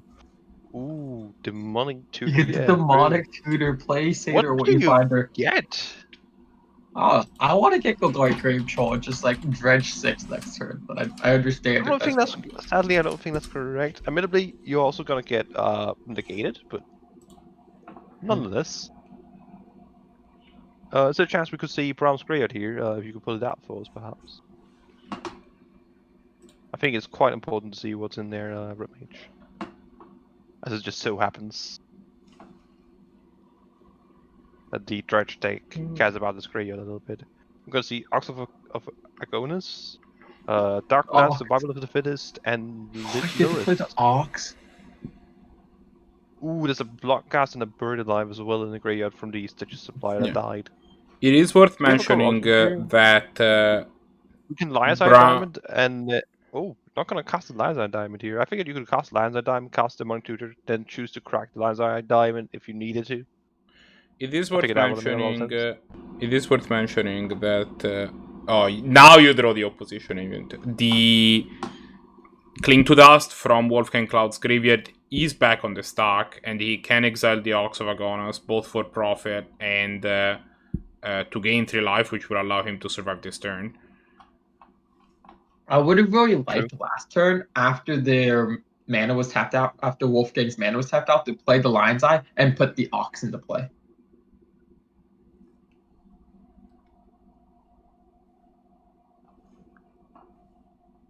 Which Brahms is now agreeing with. Brahms is literally mentioning it, yes. We're gonna see this Nashar go into play though. I'm Yeah. curious to Well, see if not we're if gonna it see gets clung to anything dust. here, if we're just gonna see a card draw for turn. I imagine with the Ox and Graveyard and the ability to cast it, you're probably just gonna wanna try and hit some more Graveyard Fuel here. Admittedly, Blockcast would like a land quite badly, but I think the Ox is more likely to find it. Yeah, we do get the Dark Blast here. That's a World Gorger, and a Dregscape Zombie, and a Savannah. World Gorger. So we're playing the World Gorger combo here as well. I guess that's not too surprising. We've seen a Necromancy already in Graveyard. It's pretty And free. look, if you're already just throwing cards in yard, might as well do something fancy with it.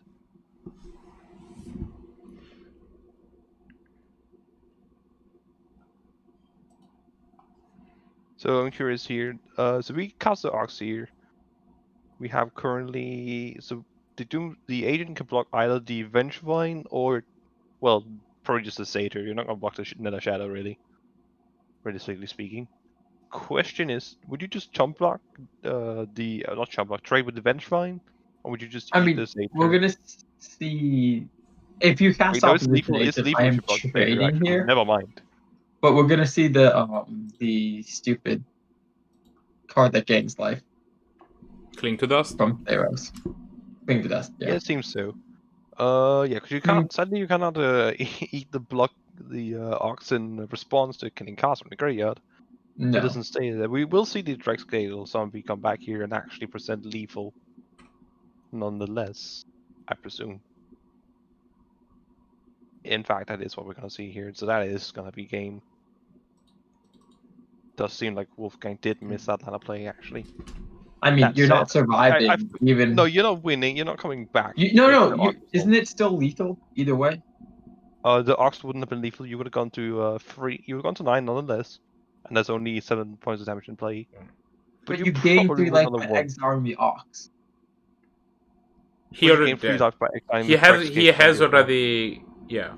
Like, I think he needed to either exile the Dregscape zombie or the Nether Shadow, but that lets your opponent Ox, and then they have Ox, and they have a billion cards. Correct. So that's not great. But I think that's what you needed to do if you wanted not to die.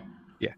This was simply just a game where Wolfgang just had some threats and some decent answers to follow up with. We see But there was Wolfgang nothing to roll really his first kill, hand so that was and nothing his that did second for a hand. whole while, and the Wolfgang's down to 5, I believe. Ouch. This hand is pretty good, though, I will say. I'm not loving it, honestly. This Crux is Brahms actually is kind of also bad. at 5, by the way. I do not like keeping this Crux here. Jace, definitely keeping that. Definitely keeping both lands. Probably keeping the chain lightning as well. A braid is also The kind of Croxa mediocre. does just enable your opponent. What was they put the braid and what back? Swift Spear. Yeah, he agrees I with would you. actually like to go turn 1 Swift Spear, turn 2 Jace. I like Swift Spear better than I like this Cruxa. Okay, yeah, Cruxa is gonna get put back. Wolfgang's changing, putting the Croxa back, and Are we gonna go for the probably put the full-on braid Monster back. Whisperer Timber route here and put back like maybe a braid or Jace? I would probably don't put a think braid putting back. Jace back could ever be correct here. Yeah, Brahms is also Yeah, at I'm gonna 5. put back that braid here. Brahms has the most busted card in Modern for 5 years. Faithless Looting. Well, at least one of them. And the other most busted card in Modern, no, wait.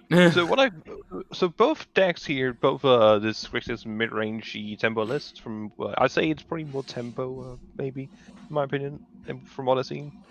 And Brahms is they both mulligan to 5 here. I'm curious, which one do you think actually takes this 2-card hit better? Which one is better off in this scenario, generally speaking? Dredge is better off by far. You're playing like this is not like it's not a big deal to mulligan to 5 or even 4. Like it's a big deal, but like you don't want to. But it's not.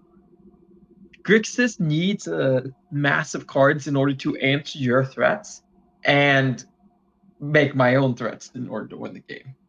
Dredge does not. Dredge just needs to put threats on the board, which they can do with all of these cards that give absurd card advantage, like Faithless Looting, because of how much card advantage they have. So what if you're in Brahms seed here? What are you going for? You're just going to try and like. Well, I'm playing this Mire type this turn. Oh yeah, you're just trying to. I'm gonna play this Mire Titan, hopefully draw into another creature and cast Hogak next turn. Yeah. Are you gonna try to hard cast it or just bring it back with Necromancy here instead, perhaps? Probably hard cast it. I mean, you're not that far off. I Ooh, think you Golgari need Thug. That is you need both a single creature and a and way then of you can getting a bunch cast of it. gods into the yard alongside it. No, you can exile all 5 cards in the Also, graveyard. you didn't actually have enough cards, I believe, to cast it. If you didn't hit like Golgari Thug here, because you'd have 2 creatures, so that's the 2 black and green, and then you'd have 4 other cards in the yard, so you would actually have been 1 off. Notably. You couldn't cast it this turn, but you can cast it next turn if you draw. That's what I'm saying. If you didn't hit this fuck here or some other trade creature, then you wouldn't actually have been able to cast it because you would have been 1 mana off. No, if you no, you mean if you drew a card, of course. Yeah, true. Never mind. If you drew a creature, you need to have a creature. Like you need to have 2 creatures in play to cast a Hogak. If you do not have 2 creatures in play, you cannot cast a Hogak. We do see the Wolfgang, in fact, cast this Hogak next, please and thank you, and does decide to kill the Mire Triton so they can swing in for color damage as well. Animate that, say the Wayfinder, Aggro and Tomb, Demonic Tutor hitting the bin here from the fucked wretch. Hogak. Are we gonna see? We're gonna see the Necromancy here bring probably this I mean, you could get Putrid Impact to be fair. You could get and then you could... Mire Triton back because they just killed it. That card's gotta be great. No, it does look like we're just gonna get a big 8/8 Trampler boy. Yeah, it turns out Hogak still continues to be one of the most unreasonable cards printed. And arguably the worst set of Magic. I like that there is a line on Hogak that basically just says, you cannot play this card fairly. True. Spend mana to cast this card. So we're gonna also, see I have food right now, so you might hear me. This is the thing though, like, Hogak, like just a 7 mana 8/8 is surprisingly good if it resolves against just a deck like Wolfgang's. Because you don't have like Doomblades. Well, Doomblade doesn't kill Hogak nonetheless. Well, but you don't have like Go for the Throats usually in those type of decks. Terminate. He's playing Grixis. He definitely has Go for the Throats. We did see Terminate and Dreadbore out of Wolfgang, so yeah, both of those cards are in the deck. Assassin's Trophy is almost certainly in the deck. No, Assassin's Trophy. How are you casting this Assassin's Trophy, Marco? Not Assassin's Trophy, sorry. I meant Blood Chief's Thirst. I don't know how I got those 2 cards. Blood Chief's first, yeah, Blood Chief's first, true. That one I could see. I actually would be highly surprised if it's to see Go for the Throat.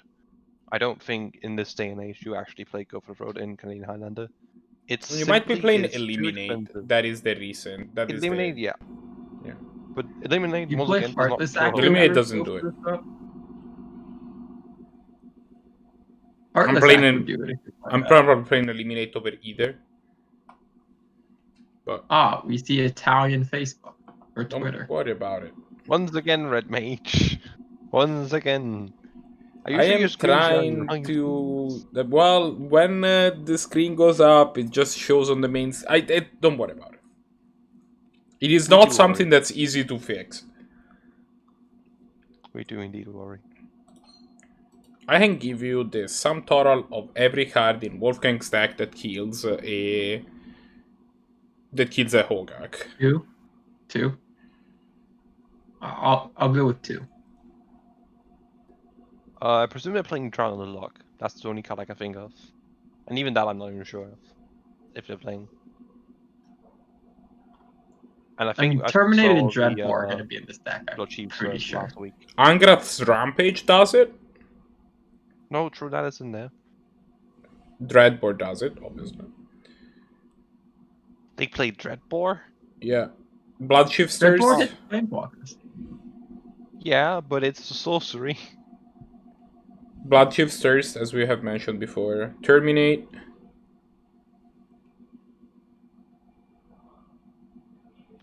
Honestly, in my experience, just what I'm hearing about Wolfgang's list, and that was also my 2 cents from last week, is that it seems like it's playing way too much removal. So I think that Wolfgang heard you and was in your face because he literally has Go for the Throat in his deck. Quite possible. No, he does. I'm checking the list right now. He has literal Go for the fact that this he said in my face somehow predating what I would say on commentary about specifically Go for the Throat. I figured that is in fact why I am going to play Go for the Throat. He also has Brazen Borrower, which would fix the problem. As what? Sorry? Brazen Borrower. Brazen Borrower. Oh, Brazen Borrower does take care of that is a quite neat way to deal with it as well. As a matter of fact, there's the Blood Chiefs first that we were discussing. Yeah. So there's a few ways. Yeah, but what I'm saying here isn't that there's plenty of ways in black, and also some in blue, that allow you to deal with Wolfgang. Don't get me wrong. I'm just saying that in the type of deck Wolfgang is playing, I wouldn't be playing most of those. No, I think you end up playing like 4 or 5 pretty easily. Nope, I don't think I play most of them actually. I don't like most of those choices in this day and age. I am always playing Blood Chiefs Thirst. I am always playing Brazen Borrower. I'm always playing Terminate. I'm probably playing Dreadboard. Dreadboard sounds spectacularly. Sure. I'm not playing Terminate. I don't like Terminate. Great. The only card I'm not convinced on is Go for the Throat. It probably shouldn't be in this deck, but the other cards I all think are perfectly fine cards for this deck. Oh, I'm saying they're fine cards. I'm not saying they're not fine cards. I'm just saying I think Wolfgang's playing too many Doomblaze and burn spells and too few counter spells and cantrips. Well, I'm not. I don't have the numbers. I mean, I haven't looked it through. Well, but cantrips can be a bit awkward once your mana deviates too much. How many cantrips become a little awkward when you start not having as many untapped blue sources. The cantrips that I'm playing in this deck are probably Preordain, Ponder, and Brainstorm. And that's probably it if I'm playing. Not sure why we're blocking here. Why do we want to save 3 health here? What does that do for us? If you don't block, you go down to 3 and you die to Bolt. True, but I think dying to 1 or 2 cards in my opponent's deck is fine, considering I think what my Midrange Highlander does in play is noticeably better than. I mean, you're gonna be casting this Blood Chief's Thirst to remove this Hogak from the battlefield. Then you get to attack with Hogak. Does Wolfgang have a graveyard? Because if it turned into a 4/4 after casting this Blood Chief's first, I think not even a question. You should have cut it around. But you die to Bolt. This way you don't die to Bolt, and now you're gonna have Death Ray Shaman up to basically control the rest of this game. If your thought process is that I need to survive this turn and then I can win the game. Also worth mentioning, Ketria Triumph, I believe, is the bug one. Yeah, not sure. So it can tap for green mana, meaning that Death Ray Shaman can both gain life and exile creatures from Brahms graveyard. You should probably just play Bayou instead. I don't think you want the tap land. Oh, I think it's too Triumphs are awesome. Triumphs are awesome, but I think if you're playing Triumphs, you want to play them. Maybe he's also on Bayou. I'm not saying that he's only on that. He probably also has Bayou. I just don't think it's worth playing a tap land in the same deck also to play Monastery Swift Spear. No, that's fair. I mean, the card I'm questioning is Monastery Swift Spear. That's the thing where I'm at with Wolfgang's deck. It feels like he's both trying to play some blue-red tempo prowess deck, but he's also trying to play Oops or Removal. Yeah, I mean, what I'm hearing is that the card Monastery Swift Spear shouldn't be in the deck. Yeah, that's not an option. Maybe it's just the Monastery Swift Spears and such that should be less present and more focused on just playing solid cards. Yeah, no, I have found that Monastery Swift Spear people often attribute to being a powerful enough Magic card that they play it in most decks that they're like, oh, this card seems reasonable and it hits prowess a lot. And it's generally not as good as people think. Soulscar Mage, on the other hand, is still a very powerful card because of the other line of text it has, where the cards get -1. God, which one is Soulscar Mage again? It's the one. It's Monastery Swift Spear without haste that gives -1/-1/1 counters. Yeah. Yeah. No, I can get behind that. If we were to play one of those two, it'd be Soulscar Mage any day of the week. Okay. Now, And even that I wouldn't similarly, play. Soulscar Mage is approximately like 20 ticks on MTGO, and Monastery Swift Sphere is like half a tick. So We are going to see Hogek come down here. Once again, putting real yeah, pressure I on didn't like the Wolfgang to choice have an of out getting here. rid of the Ox and not getting rid of the Hogak, but Yeah, Hogek just feels like the kind of card that's just going to kill you here. Admittedly, like your Ox, Wolfgang you're has like been in a continual fight here to just even try and survive a turn 3 Hogak.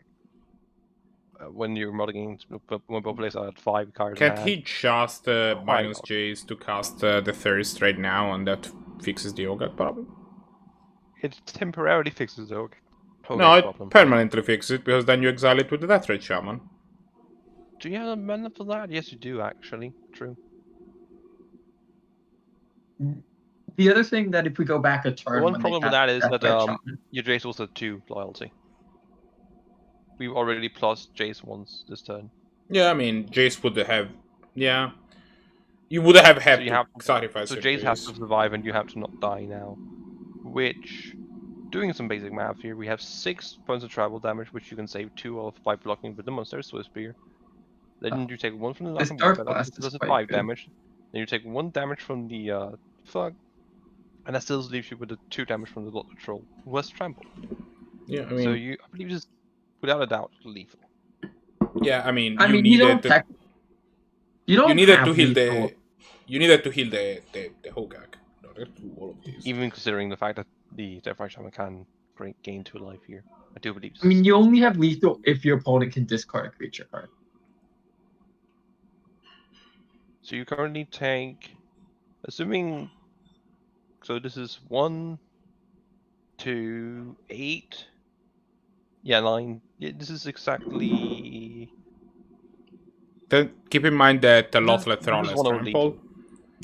Dark Blast Yeah, makes but this exactly. it's only lethal if your opponent has a creature, which you don't know if they have a creature. That's fair. No, you're right. This is only exactly if they have a creature. True. And it's also actually only lethal because of the Dark Blast as well. Which Well, was that a one was known, kind of but It was a known quantity. True. yeah. Oh wow! I'm just looking at Brahms Graveyard here, and I see a Fisher Wizard. From Discards a Or card. discards a card. it draws a card and it discards a card. Not in that particular order. It's a but wizard. Still. That part I think is noticeably less relevant in this deck. I'll admit. It is a goblin. Also quite uninteresting in this deck, I guess. I Well, think most tribal. Do we have any synergies are, other tables except going maybe on? Oh, we most certainly do, I believe. Let's see what that we is gonna got. be the game. Let's see which games do we have going in the background currently. I that is have gonna for be, you Bailite versus So- Necro. Yeah. That's Is it. that the only game That's going? straight up. It's See Bailite Necro? versus Necro. So let's try and see what Necro's on actually. I'm just gonna talk a bit about what we saw in that match. They and what, said it to no Santi- watchers for reasons. Santi, I'm not sure if you agree with me here, but I think that was not too surprising of a ton of events right there. I think that matchup is quite poor for the Grixis player. The Grixis player who's trying to accumulate card advantage through removing your opponent's card creatures. Well, And it's not so. It doesn't feel so much like there's much of a card advantage engine in that deck. Of course, we might just not have seen it. Like it feels much like it's a 1-for-1 deck. no, it's kind of like a Jund deck that's playing these blue cards to hopefully get card advantage later in the game. Would be how I describe the deck. Yeah, but you're not playing too many +1s as far as I'm aware. I might just be missing them, of course. Just I mean, JPP is a +1. Just so that You were you're saying aware, we cannot watch the Bailite versus Necro matchup because they said it to Is no it private? watchers. They said it to no watchers for whatever reason, so that's gonna be a no. Lovely stuff. Well- It is, however, the last match that's going on. Hopefully, I can ask to see if if there is gonna be a next game to make sure that they start the next thing. But in the meantime, since we have some downtime, this sounds like a perfectly good time to go through our announcement. I think I did actually, never mind. Sorry about that. So in that case, we don't actually have much to do while we wait Yeah, for that. that was. No, I was saying You- since that's the last thing at the end of round 2, and there's gonna be we might as well. I'm going to ask them if there is going to be a next game to put it in a different to put it in a different match so we can watch. But in the meantime, we could go through with our announcements, with our usual mid-tournament announcements. We might as well just knock them out, make them now. So, Of course. As always, if you want to know, just talk Canadian Highlander with other people, we have our Discord where we also post our events. Outside of that, if you want more info on these tournaments, you can find it on our website, the10thpoint.webley.com. If you want to join an event like this on another Sunday, we have our next event link from to MTG Melee that you can also find both in the chat and in the description. And lastly, as always, it would always be really appreciated if you want to support our stream by subscribing, and a great way to do that is using your Twitch Prime subscription if you have one of those lying around, which surprisingly many people actually do. And even if you don't feel like we're the one person you want to, a group I suppose in this case, that you want to use your Twitch Prime on, use it on someone else. It is a great way to show your support and let someone know that that one special person who gets the Twitch Prime is them. So let's see here. I don't think we have much more to talk about actually. I think that's a quick roundup on like everything. So I'm just gonna try and check some things in the background in the meantime, just quickly. Stall for time here. I mean, I can Let's double see, check actually, to maybe see if it's true that there's not another round, I suppose. Yeah. Red Mage, I'm not sure if there's any way we could, and this is something we have to fix for the future. If you have access to, correct me. So if we know, is anyone sitting in chat particularly? We do have some people here. UnusualThunder in chat is only one. So let's go through what people are playing today, actually. Yeah, sure. So we've seen a couple of people. We've seen WolfgangCloud and Brahms' match. We saw that Wolfgang is on his current iteration of a Grix's tempo mid-range kind of shell. I'm leaning more towards the mid-range, the tempo declaration, but it's a bit of a in-between kind of state. It's a bit unclear. I don't have the quite list to check it all with. Likewise, we had his opponent, Brahms, who brought Junt Dredge, a graveyard-based engine deck that just keeps on bringing back. I think it might be 4 Vengevines colors, actually. I think that there is blue mana in the deck. I don't. Not one. Yeah, I think it's splashing, so it can like cast Nakameba if it needs to, but I don't think it like plays like actually tries to get blue mana. I think I didn't notice anything that was cast aside Nakameba. Outside of that, we have Cymbalman, who we saw in his 4-colored pod deck, trying to cast Kiki or Splinter Twin and then create an infinite amount of tokens that way, or just generally grind people out with a bunch of value. We saw, where is it, UnusualThunder, who was playing his Blue-Red Moon deck, trying to punish you for playing Oops all non-basics, while getting a bunch of value out of it as Snowlands and just playing some sort of Blue-Red control magic. And then we have two people that we haven't seen, and I'm actually... So, Einstein, I believe, is probably still on Academy. I'm gonna double check that. And equally, I would be surprised if we saw our good friend Bailite, who has, for as far as I remember, with maybe the exception of 1 week, has only been playing this Abzan graveyard mid-range control deck that he's pretty well known for at this point. That is kind of the Bailite brew. Blahguy is similarly also quite known, so mostly just playing his black-red Rakdos Aggro deck. The surprise for this week is Evios. What is Evios rocking? Medium green. I wouldn't say if it's a surprise. Medium then I wouldn't green, not say too it. surprising. We removed the red, it seems. Got a bit more medium, bit less. I suppose medium red is still pretty much the same as Cruel, Stompy in many aspects, except you have less colors and That's about it, actually, really.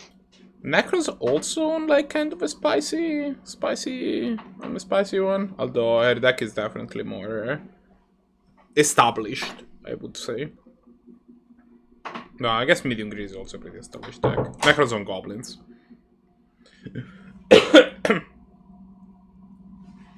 Oh, Necro 1. Okay. Alright, that should be the last match then. Yeah. If everyone's reported, of course, that is. Everybody It seem is like they have. in. So just to go through where you get the next round going and all that. We have Bailite and Necropotence playing round 2. Necropotence winning 2-1 here. Similarly, Blahguy wins 2-0 over Cymbalman here, who we did see taking home round 1. Brahms 2-0 against WolfgangCloud, as we did see here on camera. And lastly, we see Evios going 2-1 against Einstein. Once again, UnusualThunder did have the bye for this round. I think we kinda gotta watch Brahms versus Necro. A, because I think that match is super interesting, but also they are the 2-0 match. It's match without hand cam, so it's... I mean, we'll have Brahms, but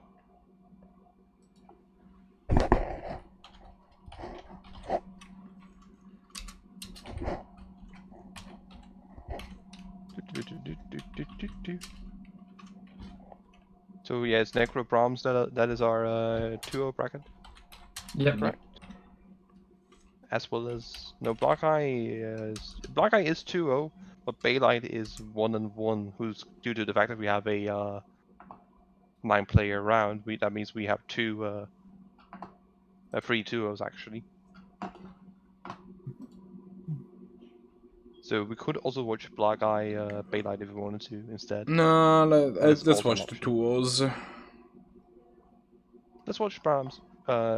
See if he can continually recur all of his undead threats in the face of, as far as I understood, Goblins, correct, you said? That is correct. Rakdos Goblins. We might be able to see a certain new card from card IMC play if Necro is running it. The form of, what is it called? Pyre of Heroes, I think it is. Oh, the sort of tribal pod? Yes, the tribal pod. Or, if you want to shorten it, tripod.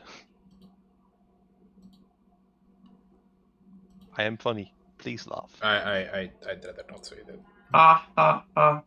Oh god, technical difficulties. Is my joke that bad? No, We'll be right back after this short break. I just clicked on the wrong place.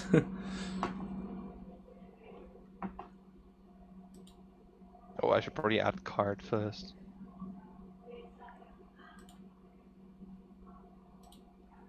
Damn. Ooh, turn 1 Mock start. What I'm gonna see, just straight up Goblins again. I just put some pressure on the board. Have some flexibility with what to do. Goblins is deck that's pretty good at going wide and just paying you off for having all these random bodies in play. So, just 2 mana, 2 1/1s is not something that's usually all that impressive, but in a Goblins deck, that is a perfectly fine turn 1, especially, but also just a fine turn 2 play, usually. Brahms, on the other hand, just plays the Black Cliffs here. Not gonna see a turn 1 cast. Could be leaving up something like a Dark Blast or Lightning Bolt, or might just still have a 1-drop here in hand. Oh, Fury Vortex. Fury Vortex. Okay. That's interesting. And it's not a card I expected out of a Goblins deck. That might mean No. we're looking at a more aggressive and less combo-based version. I'm not sure if do we know if it's mono red or if it's Rakdos? It's Rakdos. But in general, Goblins is definitely... I would consider more of an aggro deck than a combo deck. Yeah, no, I agree, but like there are some versions of it that just pretty much don't play any of the combo. It is kind of also... Goblins is a weird deck, because it's both an aggro deck, it is also a mid-range deck, and it is also a combo deck. Because you have your combos that you can just kind of sometimes just tutor, especially with Goblin Recruiter just getting literally anything you want. You can just grind people out with things like Krenko. Yeah. I mean, Goblin Recruiter is the only tutor that it doesn't... What is that new 6-drop called? The goblin. Oh, the one that broke the Maxus. sword. Maxus, yeah. who is expensive as all heck on MTGO as far as I understand. So I wouldn't be surprised if Necro does not have Maxus. Might have borrowed it from somewhere as well. Is also of course an option, but Goblin pretty Recruiter. expensive card. Goblin Recruiter. She, if I remember correctly, usually is quite budgeted. Goblin Recruiter is the only tutor that it doesn't get anything, it gets everything. Yeah, it doesn't draw you any cards in that manner. No. Which is sad, but it also just kind of sets you up for literally everything in Goblins. Like, it is one of the most disgusting Magic cards, like, in like a vacuum. Not in a vacuum, but in like when you think about just how much potential it just is. Like, if you want to, you could go like 3 cards and just win. 4 cards, I suppose. You play it. You put any goblin on top. No, sorry. You put You put Ringleader on top. Let's be real. No, There's you don't. never... So here's the I want to win on turn 3 line without having him mock something. It is turn 2. Goblin. What was it called again? We literally spoke about it. Pile. No, Pile driver. The one that's 2 is the one we literally with Recruiter. No, you go Recruiter. You get in this order you put him on top. You want to get Sling Gang Commander, Kiki-Jiki, some Goblin that can pay to give haste or sacrifice itself to give a creature haste, and then you want to put what is the Corset Conspicuous Snoop. I have no clue what you said. Conspicuous Snoop is the name of the That's goblin. the one, yeah. Yes, because then you cast Snoop, then you play whatever 1 mana. I presume there's some goblin for 1 mana that you can cast from the top of your library and sacrifice something to go haste. I believe that is a card. Then you can tap Conspicuous Snoop because now Kiki is the top card of your library, meaning Snoop copies it. No, wait, you can't get rid of the top card of your library unless you can generate infinite mana, I suppose. So if you have a Fisher wizard, you can. True. Or if even better, if you just add in, if you find a way to add in like it would require another. No, it wouldn't actually require another mana. Before you get the haste goblin, you actually get it's not called Goblin Miner. Yes, Torch Courier is one of the cards. Scurp Prospector. You're talking about Scurp Prospector. Yeah, so you get Scurp Prospector first. You sacrifice the what do you call it? Yeah, can't remember. The ringleader. No, the ringleader. Okay. Gosmith. Basically, you can win a turn. You have now been 3 mountains. Your permission to explain this combo has been revoked. Team, please explain this combo. Turns out I can't remember card names for the life of me, and I think it's better we, instead of just talking about possible lines here, actually talk about the game instead. It does look like this is actually quite a scary bolt save from Wolfgang. Not Wolfgang. You haven't changed the names here, my friend. That's from Necropotence. Aggro has no more cards in hand, so she's out of cards. But Brahms is under a lot of pressure immediately. Yeah, like we saw Brahms last turn decide to go for the Goblin Thug.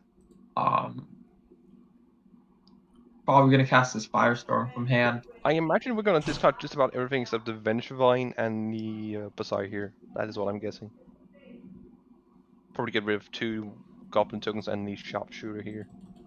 Because there's no real reason to target the Mock Landing here. Only gonna discard 2, gonna keep the Bird alive in hand. I'm not sure what you think about that line of play. I mean, I don't know what's in the deck. I imagine that Brahms has some reason to keep this Buried alive in hand, which I will default to his expertise on his deck that he built for keeping the Buried alive. Yeah. Like, you can always get like Narcomoeba, Block Gas, whatever. Like, you can definitely get some threats into play. That's not the problem. Yeah, we're gonna just the hollow one at the hand. What did we put on top? Was it hollow what is one. It called? Yeah, hollow one. True. Which this Bazaaar is gonna make this hollow one quite good. Good old 1 mana hollow one. Although So we mill it, dredge so we dredge the hollow one that we put on top. Doesn't really matter Sure. now. We Hmm. dredge Necromancy, Dark Blast, and Dread Return, actually. we're gonna see this buried alive. Wonder what we're gonna see hit here. We're gonna... Let's see, what do we pitch here? Do we have the, we do have Reanimate. Plus We Necromancy. don't have mana to So cast a reanimate. we actually have a, probably a win here next turn if we want to go for it. So what we can do next turn, I presume, this might be incorrect and there might be something I'm missing here.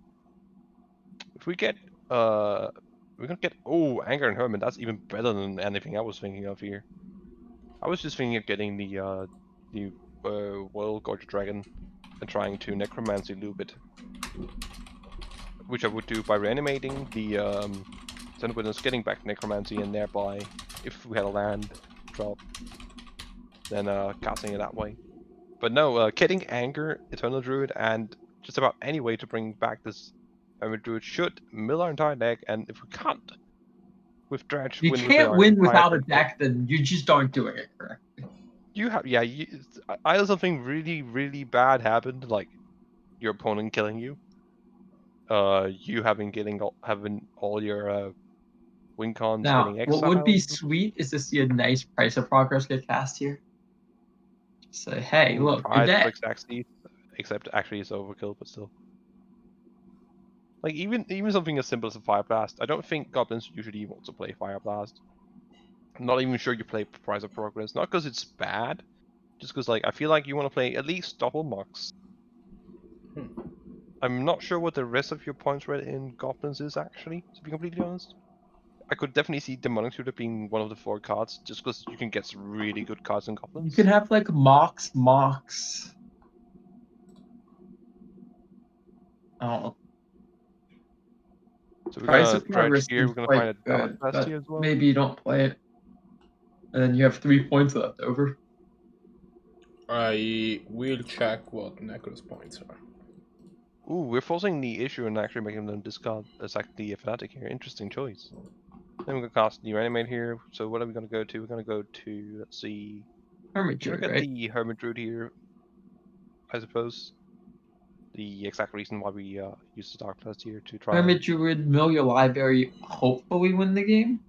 I'm curious, is it important to actually kill So, the Fanatic there? For the record, Because Necros point. you can play the Hermit Druid and activate it before they get to respond. I mean, maybe there's something that you don't want. That it just prevents them from having this in case something down the line. Like you don't win the game just by activating. So you do have to do more here things. should do it. It doesn't look like there is one. For the record, So let's see, how do they win? For the record, Necros points are Mox Crypt. Makes yeah, that's actually really good. Yeah, I actually like that better than Demonic Tutor. Mink. We play it. There's a lot of really solid. Mink is you know, the father of goblins. Is in chat, and he says that his usual spread is Mox 3 pop, which seems pretty reasonable. Mox, also, Mox 3 pop. Yeah, no, yeah, I can see that one as well. Yeah. I thought you want to play. I think I'm bigger on DT or even Mox, depending on like how greedy you go with your crypt. Build. Yeah, I don't like crypt that much, to be honest. I will say, if you go for the strip pop, I feel like at that point you're just trying to be a worse mono red deck, in my opinion. You're not. I don't just think strictly so. I think pop is so much more powerful than mana crypt in this kind of attack, though. Yeah, like the thing is that you don't have that many colorless pips to spend your crypt. That is true. I do think. Well, crypt is crypt not only 3? Am I incorrect? It's 4. It is 4. Right, yeah, I'm thinking of, because Mana World like, is, yeah. I want to play pop in this deck. That's what it's coming down to. I want to play pop, but I can't play pop if I'm playing. Then Strip Mine or Ubisoft's GD is probably the last. Yeah. I couldn't think of another 3-mana good point card, but Strip Mine is a good one to put in there. So Mink says that he was on. We only get Narcometer here. Oh, do we not have anything else? He has said. Mink says that Brahms.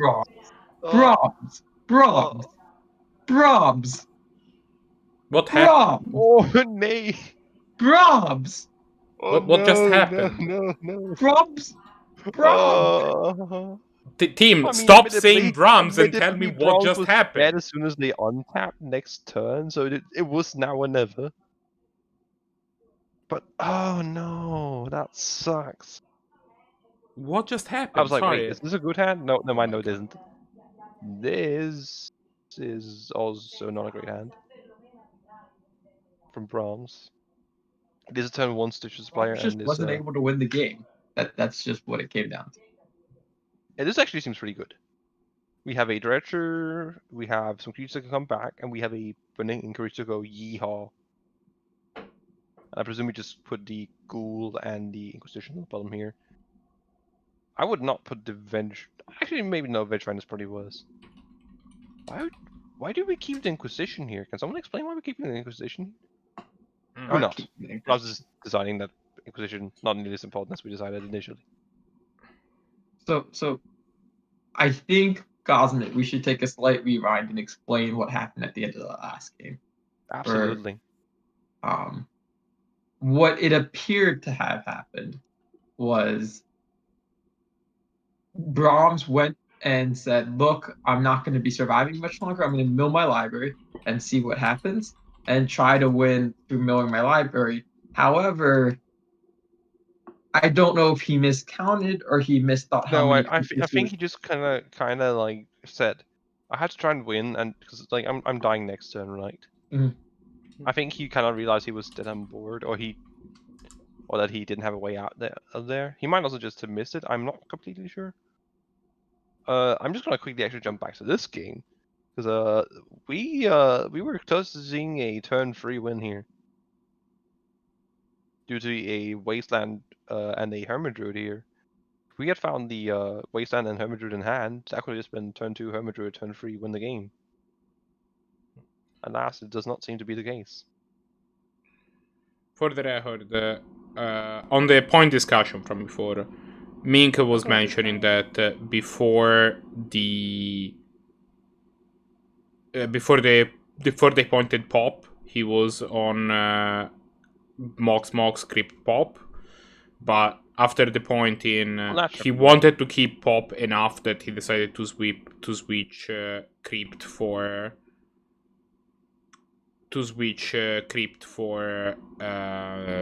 Strip, and he's actually like the Strip more than the Crypt. Oh, interesting.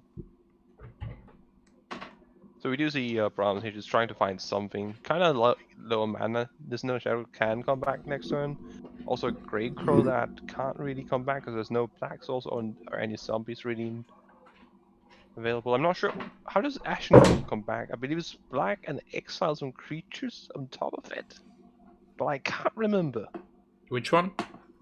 Ashen Ghoul. This is interesting. The Goblin Lackey only put a Goblin Guide into play. That's the best you can do. Now we discarded the Hermit Druid last turn. No. That's sad. Oh yeah, wow, yeah. If we only put Goblin Guide in play, that means we actually have a pretty tame hand. Or a very like reactionary hand. But basically to finish up what happened at the end of the last game, Brahms tried to go and win the game, milled his library, got back only an Archamoeba, and I imagine you needed to be able to dread return, and Brahms just did not have that second creature. Didn't have the mana to cast something like a Grey Crawl or something. And lost the game because only one creature was in play. Because they could not do anything else. And they were facing lethal. Yes. How does that work? If there is a bridge from below? Oh no, Milling doesn't trigger the bridge. Okay, never mind. So we can get both Ashen Ghoul and Shadow back. If we find the Black Souls, I think we can also get back the Grey Crawl as well, I suppose. Same turn. Oh, you get a land. A free land from that Goblin Guide. Well, we'll kill the Goblin Guide. Goblin Guide here actually being really nice for Brahms here. Yep. Look, whenever my opponent plays a Goblin Guide against me, I start cheering. I'm like, land, you know. Oh, sure, everyone does. Everyone's just playing. Also, starts grabbing the lever, seeing what do we get here. Mink also makes the point that Necro did end up pitching a Goblin Matron to the Burning Inquiry. So. Oh yeah. Oh wait. Oh, I forget that Burning Inquiry is symmetrical. Yeah, So, card's great. True. That probably threw her off real hard. Wow.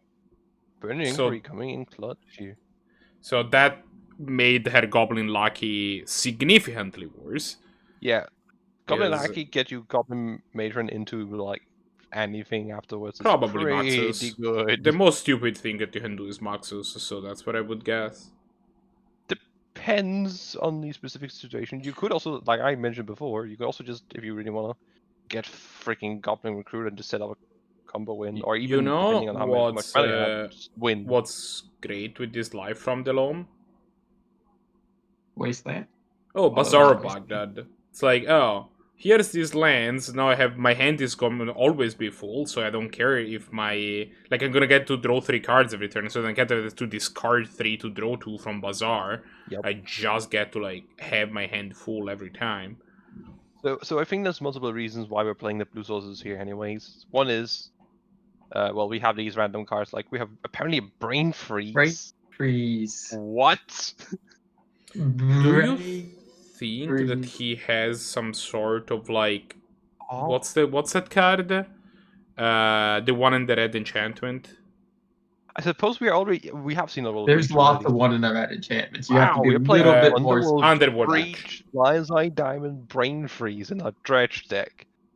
That's fucking bold. I love it. I mean, you are. The thing is that you only need to draw Breach, right? That you only need to put the other 2 cards in the graveyard, and then you're fine. And you have Gamble, you have Entomb, you have other cards presumably as well, and of course, Dredge. The good old choosing the order of your graveyard. Don't we love it? Feels stretch, man. Feels stretch, man. So we currently can't get Ashen Gold back, depending on, of course, what we Bazaaar and Dredge into. No, neither the Ashen Gold or the Nether Shadow. But with Trampling Shell and Life from the Loam in the graveyard currently already, I don't think we're going to be lacking in the and Dark Blast as well for that sake. I don't think we're going to be lacking in the milling department. And I think you dredge Dark Blast first.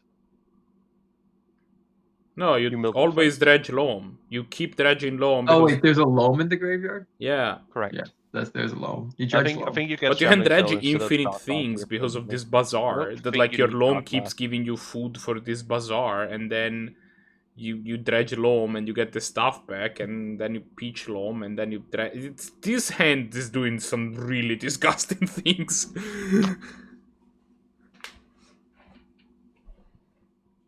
We're going to see another Dredge of Loam and upkeep. Or in draw. Oh, we're going to actually dredge Dark Blast so that we can... I mean, he can dredge both. Oh, I like this play, actually. He can dredge both by tapping the Bazaaar. Yep. And then dredge once again. Doing your draw step as well. Wow, yeah, that's actually... Sevine's Reclamation. A good reason to be playing... to play a single Savannah. Yep.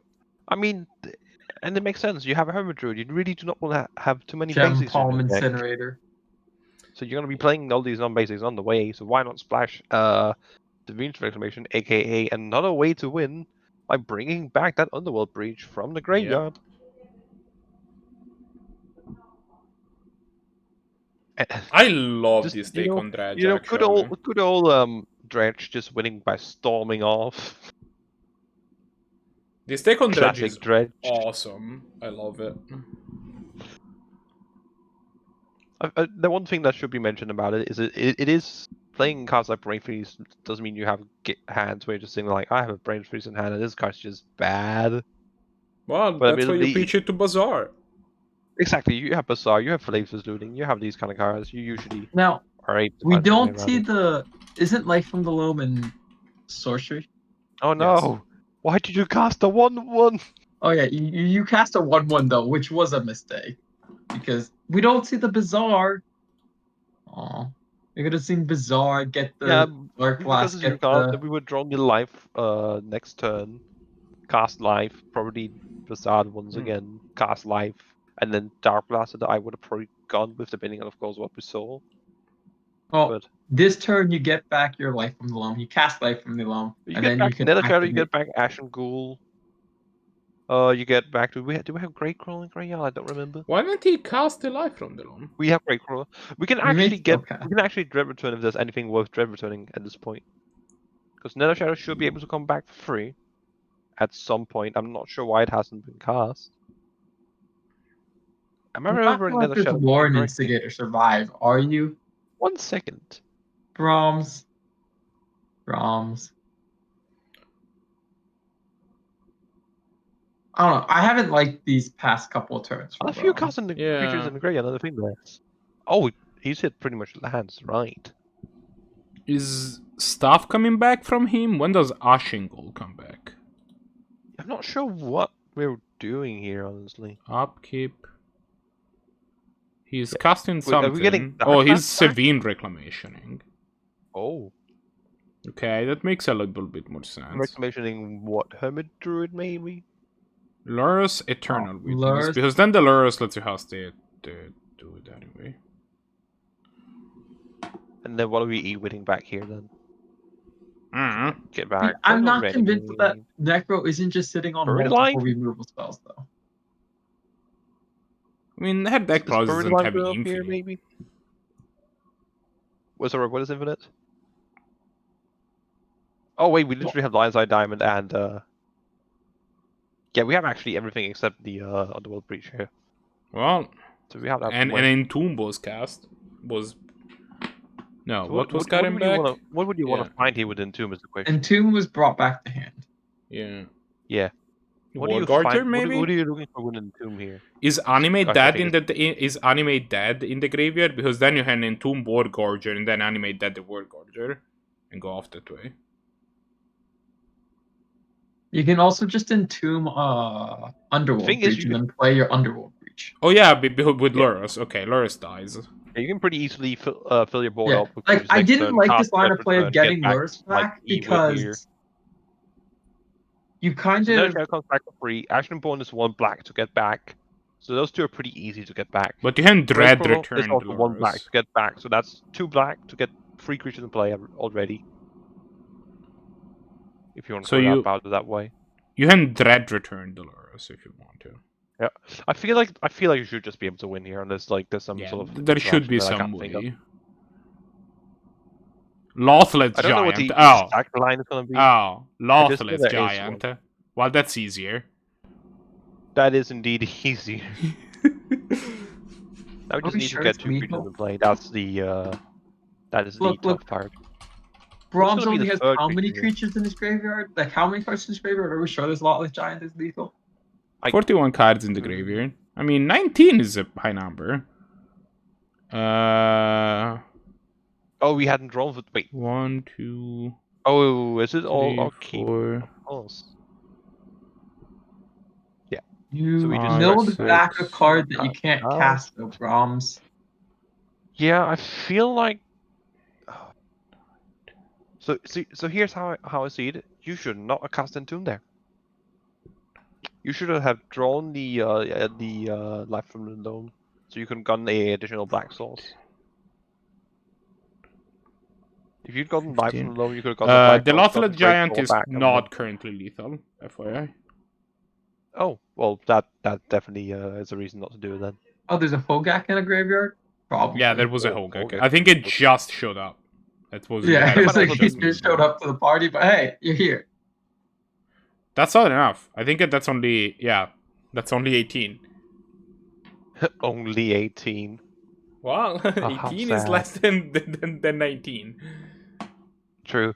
That said, I'm not seeing how Necro even gets back into this game. I think she will most likely end up if you're able to remove this Lawless Giant. Faithless Looting, can that somehow kill? I don't think so, but, that'd be neat. It probably would have been able to kill last turn if you... Narcomoeba. It probably would have been able to kill if you started off with the Faithless Looting first. Yeah. True. Because you can dredge like however many cards. Yeah. Then find a single thing. Yeah, I think Brahms just realized. Miscounted. Yeah. Yep.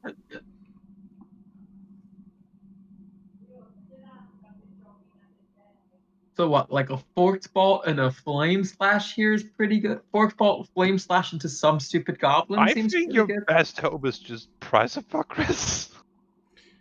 Pop's pretty No, good. see if you have forked bolt and flame slash, and then some stupid goblin, then you forked bolt, kill both of their and flame slash to kill both of their creatures, and then you can put in some stupid goblin to hopefully win you the game. Also, Yeah, but like Brahms, price of we know that lightning bolt wins as well.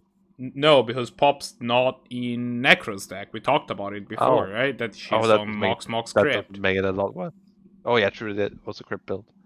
You're right. I don't like Brahms end here. It's too slow. This I would hand have doesn't expected do Brahms anything. Doesn't have a discarder. I don't like this hand for the same reason either. I don't want to be hard casting light from the dome against goblins. I want a mulligan. This is game 3. If I'm in Brahm position, I would be like, can we start a new match? Well, you they're have 5 minutes resolving left, my Mulligan friend. though. Yeah, So they've maybe I already should've- gone through like a Oh, if couple Brahms mulligans. keeps this, that's gonna probably be a turn 1 Cabal Therapy hit. My good carry Grateful, baby. And then you're off to the races. Oh, please do. Oh, please. Yeah, 100% Cabal Therapy yourself. Let's go. That is true. Like, that is a pretty reasonable line of play, but the one problem is you're just sitting there with, well, guess we're just gonna have one line for most of the game. In all likelihood. Actually, maybe you win you wait a turn now with that in mind, with that card draw. So now you might Sure, want to. No, I actually think this was correct. Especially considering you didn't start a new game with your 5 yeah, minutes. Because this I don't think teacher- you have time to type on Notepad right now. No, you most assuredly do not. Yeah. Come Have on. you even seen the part where it's red? 10 minutes. You have half that for this game. Do know the fact that you can just like Cabal Therapy the opponent see and this just be like, Ditcher Supplier come do I down want to here. Cabal Therapy myself next time? I am thrilled to have to trade for I this am Mock Fanatic so here. blocking. 100%. That I'm not sure what Necro has in hand, but that felt really sad. Also, why did you sacrifice the deal 1 to the Keep face? your opponent's creature around, but it's just gonna block your thing next turn. Like that's not gonna do anything good for you. What is Necro's game plan here? I don't know. I'm no offense I or anything, presume but your I'm game confused. plan is to kill Brahms through combat damage. I could be wrong, but that's my go-to game plan. Like when I'm at playing. some point, this true, teacher But supply if will we go kind of dynamite. more in depth than just haha deal damage, how are Like- you intending to realistically do that? You have 3 The cards in thing hand, is that I think that realistically what you minimally were run supposed. multi 5, but still, that is a Hogak in graveyard now. Ah, yes. You just gave Brahms another free block, which Brahms doesn't take this turn. Do we draw a card here? I'd be tempted to draw a am. card here. I'm surprised. Wasn't the thing dredged? Well, Gary Grito was discarded, but it wasn't dredged. That is at least a decision. That gonna see a. Yeah, now I don't mind attacking. Now I'm like, yeah, okay, we can trade. We can trade. The art of the deal. That's the second land. That is gonna be a big deal, actually. And now I think we can start, casting some cards. I do think we want to consider. I guess with Hulking in the graveyard, you kind of want to keep your creatures around for the time being, or at least have the ability to play them. You get to cast Hogak. Hello. Wait, can we Hello, cost my something? long lost friend. Oh yeah, but it's gonna cost a little bit. Yeah, true. Yeah, he That he had to said, exile his GGT. So that's true, kind of bad. Does Necro just activate Pathetic Mons on the block creature here? Or do they have a cut cast? Like, it's pretty good just to sack the creature and make 2 tokens here, don't get me wrong. You're pinging for 1, you're hitting for 2, and each creature you throw on the board is just more inevitable damage. Yeah, we're just gonna simply sack here. This Mons needs to die. Sure does. That or Necro. If you're Brahm, you want one of those 2 really badly to die. Rick's minus 3 performer. This is a price of playing even like 3 color than just all these random flashes. I don't like the sky sometimes just plate can't here play. because it can't block. No, but like, what are you gonna play? Nothing? No, you have another 2-drop in your hand. No, not what you can cast. Oh, you don't have red mana. That's fair. Accidentally skipped combat. Perhaps. Dude, you but have what were you 3 gonna minutes attack on with? clock. What were you gonna attack with? Were you gonna attack with Hogak? The Hogak. You attack with Yeah. the Hogak. Yeah, so I you mean, kind of have that to raise it. kinda You makes have to sense. end the game before they kill you, Yeah. right? Like all of these Like, are just they're not damage. blocking. They're not blocking with Pashalik. Like you not you get the blocking blocking entirely. additional one here, but all of this is still 1 damage. Yeah, there's still right? 1 damage, and so you're taking 4 here. They have 3 1/1s and Pashalik Mons at the worst scenario. They didn't sacrifice, so they probably have a 4-drop to play here. That's the only like reasonable. If you attack last turn, you deal Yeah. them like Do we even 7 damage. We don't even want to put the Stitcher on top here. I mean, it's good carry fucking must actually.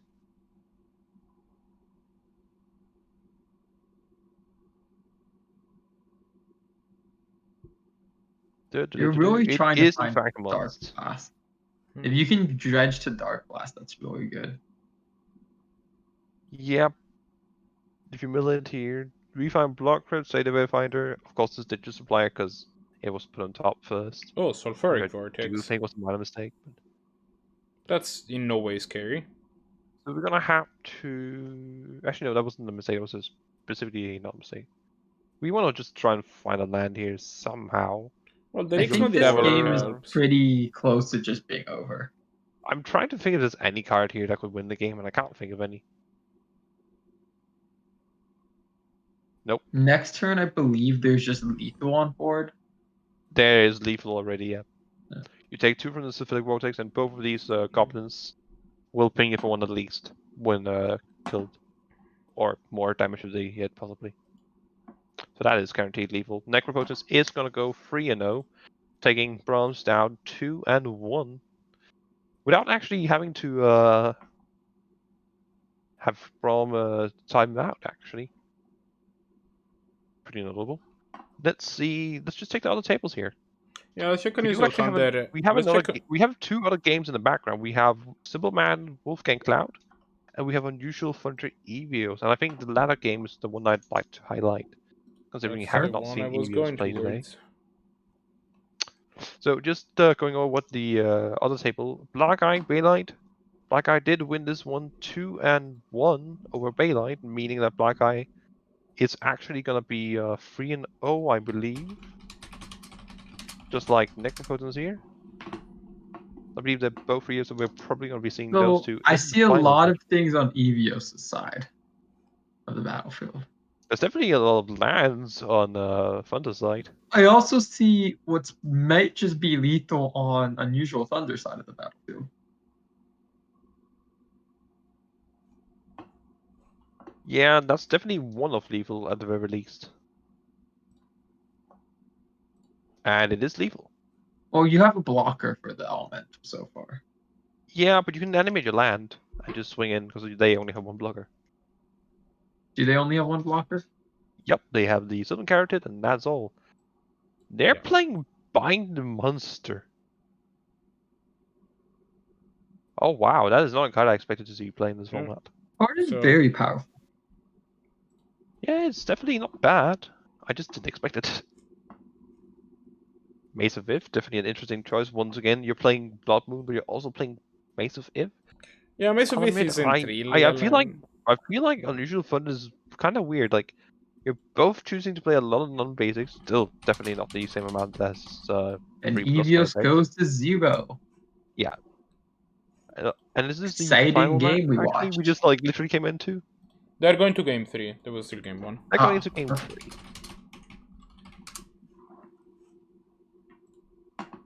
So we got to watch a real game.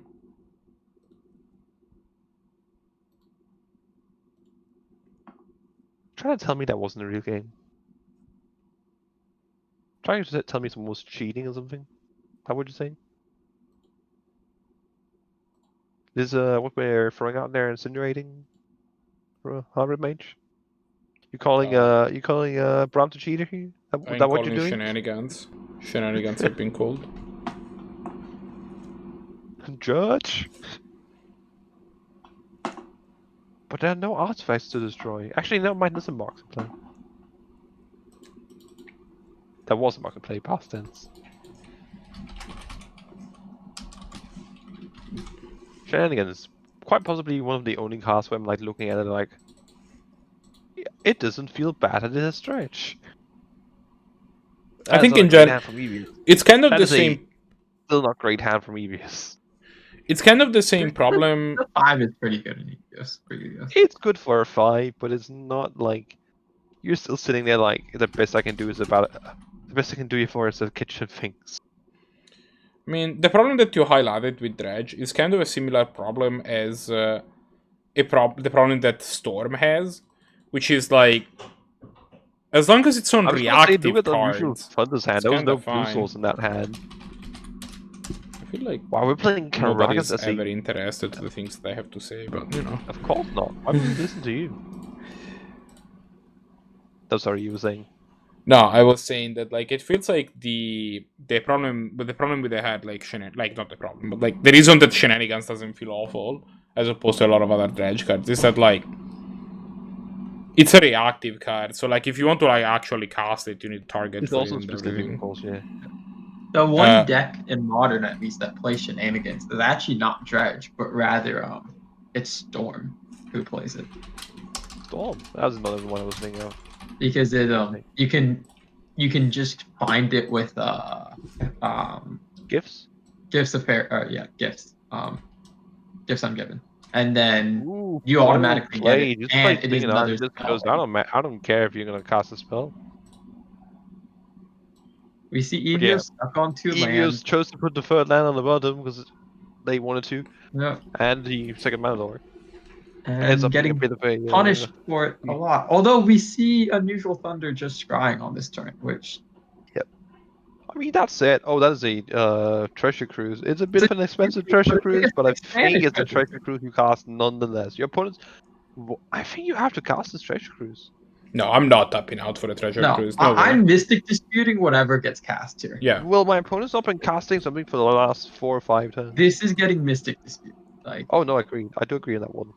No, like I'm not casting this treasure cruise because if nothing happens, I'm just gonna scry again with cast Ventress. I know it's incorrect, but for some reason I want to Field of Ruin my own land. Wait, we can't Field of Ruin our own land, can we? I don't think. Do we Field of Ruin their land though? You can Field of Ruin their land. Do we do I that? would do. We do. With treasure cruise in hand, that feels quite possible. Also, to be better. this Thrundo is probably going to be a problem for this. Frontal being a problem. This Words. run. Bloodmoon Yeah, not at its best. Yeah, well, Being Eyes just says cute. How would you like to turn off your castle Ventress? It's a card. 3 mana. This is also a fun fact. This is another case where now we were a bit harsh on UnusualThunder for the last game they started, but I think they forgot once again that they are in fact allowed to start a new game. It's not that they're not allowed to start a new game. It's just that you have to do it after the second game. For anyone who's watching, the rule that we have is we don't let players start a game after the first game. We only let players start after the second game. That is a very aggressive fiery prophecy there. I do really like the fact that they're casting it. That you get rid of the useless Blood Moon. You get rid of the Blood Moon and you get to slam with this idiot. I'm kind of in for it. Do we just play? I think you just play Corsair here. You want to try and hit some land drops off the top here. You want to play Kitchen Finks. These Kitchen Finks blocks per turn gains you some Yeah, life next turn. You can the play Royal Corsair. Science. Otherwise, you kind of feel bad because you kind of feel like you have to block with your Corsair Prefix. Yeah, except I think enter I'm the just Royal taking, Science. I'm just taking a 7 and hoping to survive. I think if you're not making land drops continually and not playing your 5s and 4s, you're not winning. And I think Corsair is the card that allows you to do that consistently. That said, I suppose you can't play front next turn if you don't play the Kitchen Ping this turn. Pretty much. Front, pretty good at chump blocking. Continually. Well, not with the Royal Science in play. Not with the Royal Science around, no. That's for sure. It does make it a little bit worse, but just a petite. yeah, Okay, this I'm turn I would gonna have make an estimation and this say turn I'd that cast Evie Corsair isn't Berserker, dead. but That is I mean, 9 points. That's 1 over default here, and we'd have Remand and Benedictine in hand. This is yeah. in fact. So as I was saying a little bit earlier, the rule we have is you're allowed to start a new match after the second game. That way we don't have a new match started too much so that time doesn't take it. We've had a couple times in the past where we had a new match started after game 1 and then after game 2 as well, and then the match itself took over 100 minutes, and it's like we don't have time to wait that long. So maybe after the third event, maybe after the event you can just talk to UnusualThunder with now that we're not as rushed, right? Make sure that then that we figured out that the rule is clear.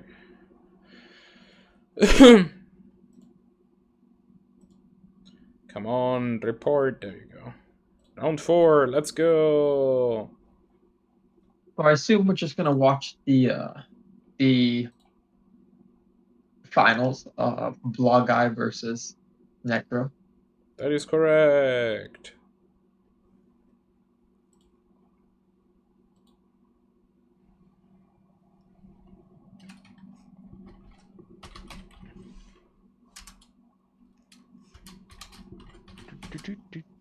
I am a loading screen. I'm wasting time. We're gonna be watching Goblins playing against We should Rakdos just Aggro. replace Steam with Basically like a mirror match. We should just replace Steam with like an actual black screen, so they don't have to like resuscitate his webcam with his hands. That's an option. That's You for your could do safety. that. I could be I'm the just dark. I'm just a loading screen. That's all I am. Hey Santi, how does it feel to be a loading screen? Basically, glorified loading Did screen. somebody say loading? We could replace Steam with loading. You could Loading replace just popped me up with into loading. chat. Just hello there. Oh, he wouldn't say General hello loading. there. He would say something significantly more Hello disturbing. there. I don't know what, but I know it would be awful. Yeah. So I just want to give a quick. I was initially going to give a quick shout out to the fact that we have 20 viewers here. Actually, 17 now. Still quite a good amount. If you're watching this and you're curious or if you're interested, we have a bunch of links for you here.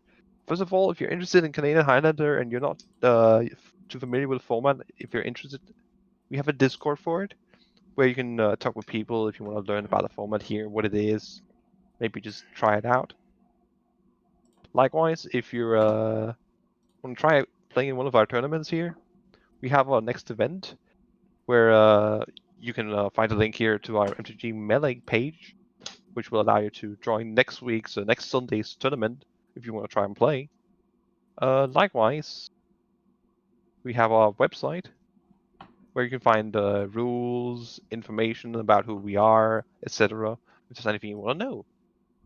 So just a friendly reminder for all of you people who may not be too familiar with Canadian Highlander, if you randomly stumble in here from the random page, if you just were like finding some random Magic players and you just happen to stumble in here and find out about this, then that's what we have. That's who we are.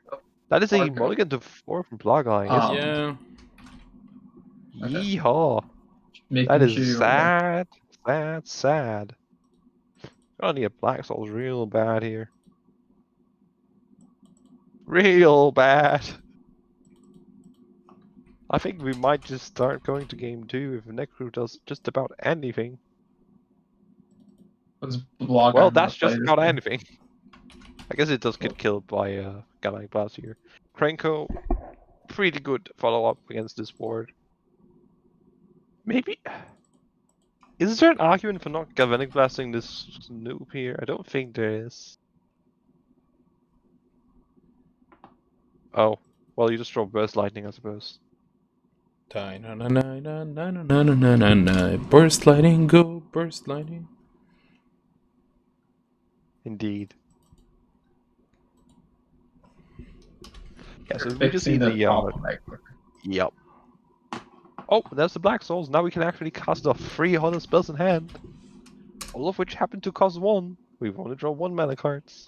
I think I want to cast the Conquistador first. Yeah, we're not gonna be having the mana to activate the Knight most likely. Yeah. And if we And do, even we if probably we just want to do, cast the we spells kind of instead. want to play the other creature next turn anyway. Exactly, yeah. So we're gonna see. Blahguy- Well, we're just playing mono red. Blahguy is kind of putting up a Necro, fight. Necro having a mostly budget mana-based Prismatic Vista, being one of the few fetch, if not the only actual fetch they are playing. Hmm. Playing pretty much just basics. Playing any fetches she though, I is- would imagine you're not playing Prismatic Vista. That's like the most expensive fetch because it's I from imagine Modern that's probably Horizon. like a random open or something somewhere. Yeah, she might just have a Prismatic Vista. Like I've had like both in real life and also a bit of Energy Jojo's cards. I've just randomly been like, oh, I Did just did opened this Necro randomly. also play a Prismatic Vista, or are you looking at the Prismatic Vista from Blahguy's graveyard and thinking it's Necro? I am looking at Necro. Blahguy's Graveyard. That's probably why. Okay. By the way, can we close the graveyard? Although there's bad that is there, it's just not important currently. But no, Siege Gang Commander, pretty Yeah, the Siege Gang freaking is good the against all little these X1s and X2s. Just nom nom nom nom nom. Admittedly, only 2 cards left from Necro, but still. Well, when one of those cards is Siege Gang Commander, I think you're fine. Why are we attacking with? Are we just really? Do we just want to trade save with our a opponent's 1/1, mana? I guess. I mean, Well, this it- Conquistador's going to trade with 2 other 1/1s, I would imagine. No, because it's gonna get blocked by Siege Gang if you attack with it. And it's No, gonna I get mean, fucked if you over don't, apparently. if you attack though, then you're probably going to sack both of your 1/1s. It's worse, right? It trades to 1/1/1 because it's a 1/2, so it only trades with one of them. Yeah, no, but I'm saying if you block with this card, you're probably Oh trading. no, yeah, for agreed, 2. but Yeah. agreed. I was just curious about the attack with the Spike Jester. That's what I meant. Yeah, the attack with Spike Jester, I think, was just the trade with 1. I don't know if it's good, but Yeah. I presume we're just gonna see the Knight come down here. No, I we're would gonna play leave the mana- Legion here. I'd have to just play something. Yeah. I mean, Necropotence is down to 1 card, admittedly, but still, we're gonna be able to, from Necro's side of the board, just be able to continually gun down 1 card at the price of a Goblin a turn. And still just keep beating for like 4 each turn. Before then finally probably just throwing 2 or 3 Goblins face and just finishing off the game. Knucklebone Witch, baby! That's a card. That's a goddamn card. Not exactly a Mings me if she's still here in chat. I think Mings is a she. That might actually also be incorrect. Might have to correct me if Bone Crusher can kill the Siege Gang. Yeah. Which How aggressive? can Siege Gang stack itself? Yes. This is bad. So if you swing here with everything, if you cast the Giant on the Siege Gang, you sack a Goblin, hit for 2, that's 9. You have 3 damage on board. You sack the Siege Gang, that represents 7. You have 4 damage on board. I think you could get Blahguy to 1 here. The problem with this is you can just sack the Siege Gang to itself and then this spell fizzles. I think first you want to sacrifice a Goblin. Yep, deal 2. Put a +1/+1 counter on it. That's a +2 damage wise. Same when you sacrifice the yeah, but then we're gonna see the Siege Gang get sacked as well, I presume. Yep. Put Blahguy at, if I correctly calculated, add 1 here, I believe. Sorry, no, at 3. I'm bad at math. I thought there was 1 more activation of the Siege Gang. But it's fine because we have a lightning bolt. As I said, we have a lightning bolt. Or we had something that dealt 4 damage. Fire Blast. That's basically lightning bolt.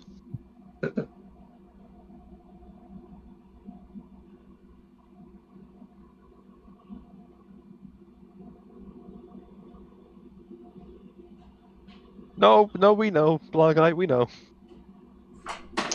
We're aware. We don't blame you. I didn't personally see any of the things you mulliganed get there. But yeah, another I have come back. nice starting. This hand lacks red Once mana. once again, this feels like a mulligan. This hand has no mana. Blahguy, Or do you remember combat. to put lands in your deck? Did you just like start calling your lands and be like, I'm just gonna play some more burn spells? It makes your mulligan decisions really easy, though. It does. It does, in fact. That part's cool. Marco, did you fix the problem that What problem? happened? The problem? The Evios problem. The Evios problem. I said, did you said okay? So Evios accidentally put his past match score in for the current match. Oh no, sorry. I.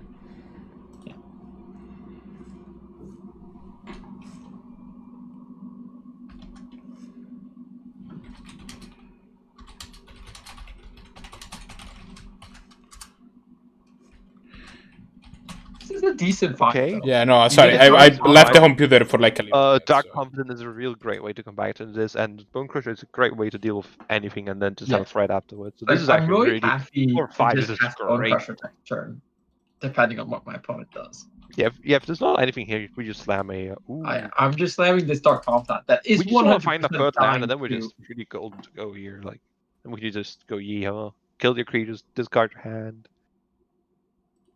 This Bone Dark Crush, Confidant everything. survived. I was expecting this Dark Confidant to eat any removal spell to the face. Putrid Goblin. Sure.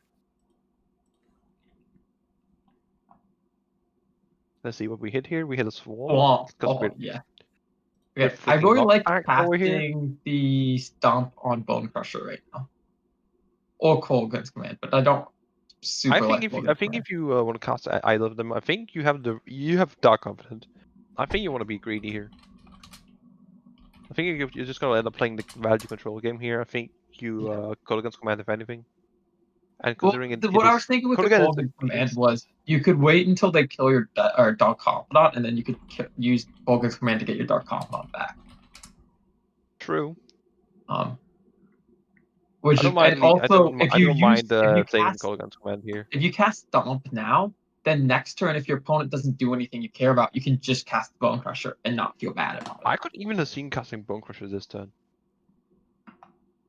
I don't like casting Bone Crusher. I think that you do want to cast a removal spell there to get in. I'm actually not that sure about that. Goblin Matron. That's a good one. What are we finding here? What is going to be found?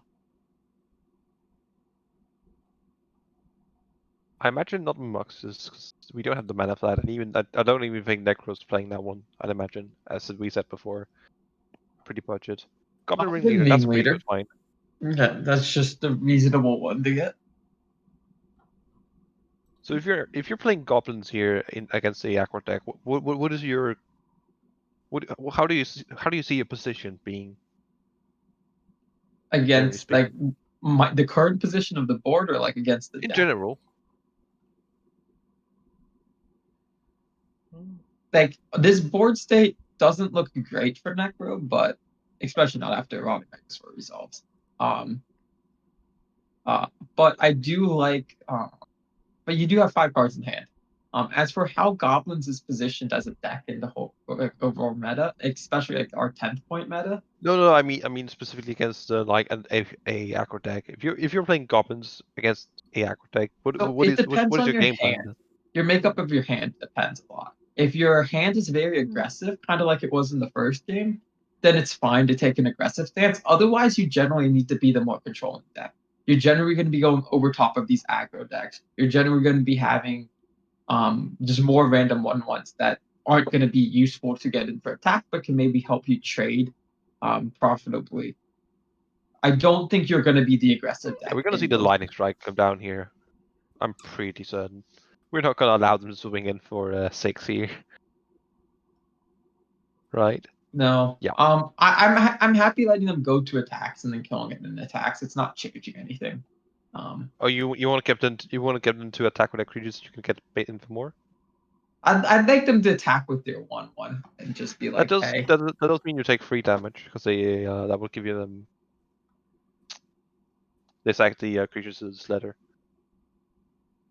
So depending on how hard you want to go in on this Dark Confident Searing Blaze. train. I really like this Searing Blaze. Not that great with the Goblins letter in play. This Searing Blaze, you can target the Goblin's letter, which they can You just attack with a sacrifice. Crackler first and see what happens. Either way. I think if they want to double block the Cackler, you can just kind of cast a Flare and then cast a Hellraise afterwards. If Just they 2 for double 1 double block, it doesn't work though, because I guess you killed the. Oh yeah, I suppose does- they sack 1 to buff the other. True, that doesn't really work. I really just want to play this It's Rotting also from Record. and actually, it's just bad to do that. I just want to play 7/6. That's all I want to do. I mean, that's pretty reasonable too. Even the 4/3 is just really reasonable here. I would definitely play the 7/6 here over it, but It's like, what card? This card has 3 simply more because you have toughness dark. and If you didn't have Dark Confident here, I would have played the Bone Crusher over it because you don't want to be discarding your cards. But you can kind of afford to do it with a bottom play currently. Even then, I still can. I'm not against playing a Hellraiser here and just holding up these in place. Doesn't feel that great though.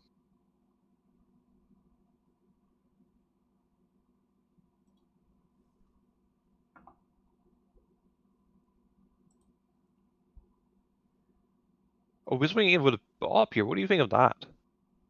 I think that you want to trade as much things here, so the Rotting Megasaur can't get chunked a lot. I don't know how I feel about it. We're actually probably going to see let Blahguy keep the Bob, would be my guess. Otherwise, I don't like the second block. So this is going to be a 2-for-2 trade here.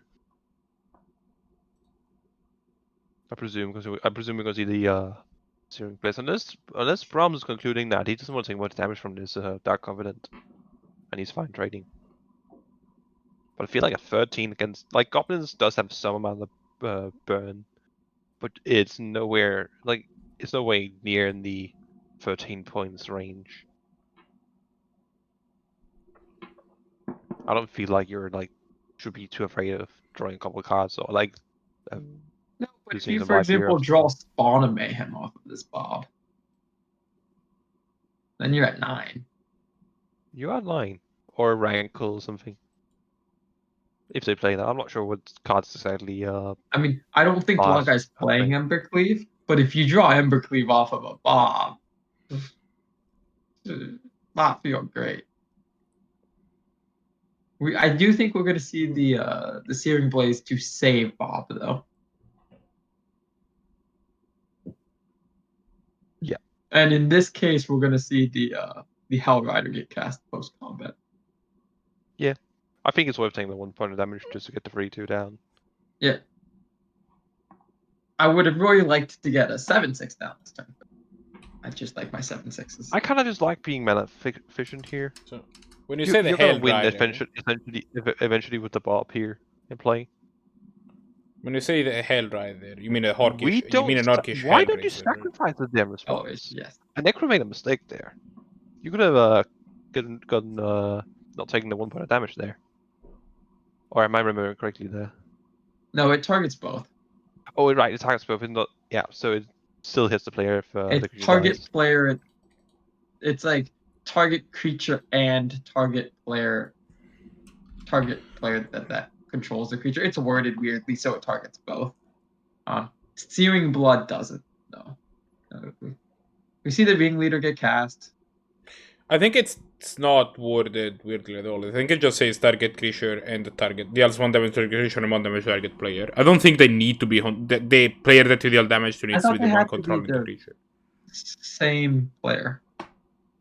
One way to find out. So what do we hit? We hit 1 damage to target targets player already? and 1 damage to target creature that player controls. So they need to be the same person. Yeah.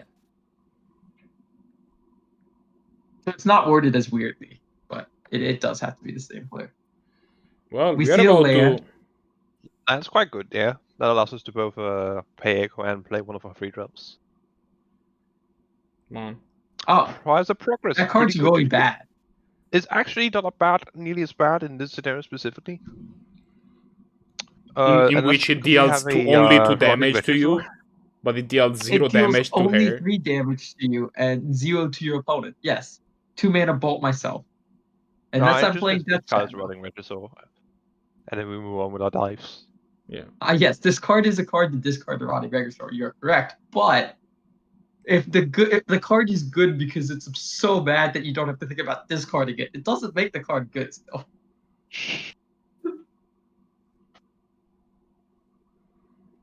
But yeah, against Necro's budget mana base, even Goblins in general, you probably don't see too many non-basics in. Are we even sure that Necro's... How budget is Necro's mana base? I haven't seen the singular non-basic from Necro. Well, one way to find out. Though, if you're on a budget mana base, that's probably even more of a reason to run pop, but I digress. True. As mine is actually quite cheap. But I think Necro has all of the mana and such in the first base anyways. There are 2 dual lands in Necro's deck. We get rid of the Bob here. I like that. He's just been generating way too much value. No, now we have to discard this Price of Progress. What? Because we lost the Bob, we can't choose not to discard this Price of Progress. It's so sad. Why are we sacrificing these? Oh, I don't understand. Do we have a 1-drop here we want to cast? Please tell me you have a 1-drop. Oh, or 2-drop here. What are we casting here? 3-drop, sacrifice the Skirt Prospect. Why are we getting... What? Why? I would have just let my dude chump block a couple turns. Are we trying to ram into something here? What am I missing? Why didn't we just leave the persist creature alive? Why was it so important to get this Mock Russian into play? What was it doing? It's creating 2 1/1s that you can block with. 3 even. What I don't understand is why we couldn't just block with the murders. Yeah, no, what was that line of playing, Necro? Why? What do you have in hand? It kind of creates what 3 validates 1/1s. This? Because this turn the Mogwar Marshal gets to chomp, so you don't even have to pay Echo. Just play the Mogwar Marshal next turn after your Murder Strider has chomped. Yeah, why the rush? What happened? What is it we don't know? Is there some sort of... Are you like planning on like picking something and dealing like 80 billion damage next turn? Oh, Fatal Push. Doubt it. Yep, Fatal Push does take care of a creature here. And then we just slam a giant, just go haha, big free creature. You have that is 1/1s.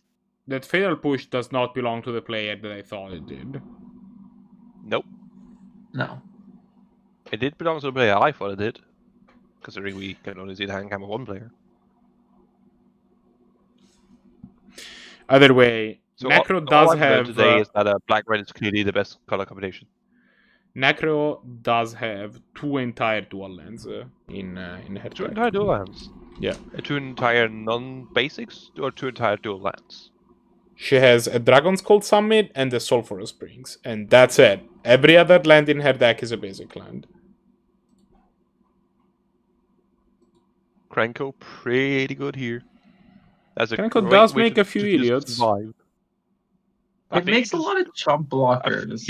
I think you have to just only block the Yeah, you have to go to 5. Now that's a zombie. And take the 4 here, yeah. Was there a reason we did not play this Firebrand Artist in and attack with block it? there. I think you want... okay, maybe if you have enough goblins in hand. Was there a reason we did not attack with this card? To be fair, it just gets eaten by the Krenko. Can you make it so you can just gets eaten by Krenko. I thought Krenko was a 2/2, sorry. That makes sense. I think if you're Necro, I think you want to take the damage there, take the 4. Take the 4 to make another 1/1. Yeah, like that spirals out of control. Yeah, because if you take 4 and then you have another goblin and you can make 2, then you can at least make enough to chump block each turn. So what do you see here? Like some dragon fodder kind of card, maybe? I'd imagine. 2 mana. Oh no! Flavor fail. So? Oh no! Granzo? Cranko! Ooh, Cranko though. Opponent. So we have Cranko and we have Cranko. My opponent has 2 legendary Crankos out. Question. Why do we activate it there? Is there a good reason to activate it on our turn as opposed to the opponent's turn? I guess we You play don't around get blown out in some way. Like the reason why you might want to activate there's 1, you're not blocking with this Cranko. No, 2, if you go to blocks, you can block you're going to be 2/2. forced to activate You it can block the 2/2. during blocks, and then your opponent can remove one of your creatures and give you 1 less at that point, right? So. No, yeah, that's true. Because you're going to be forced to do it after you, like by going to blocks, and then your opponent can like remove your Grenzo or your Crankle.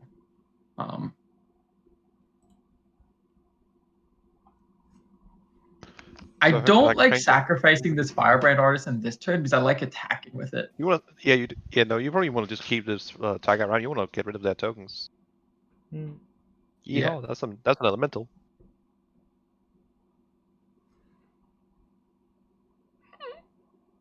Yeah, so this is just going to be I'm attacking with everything here.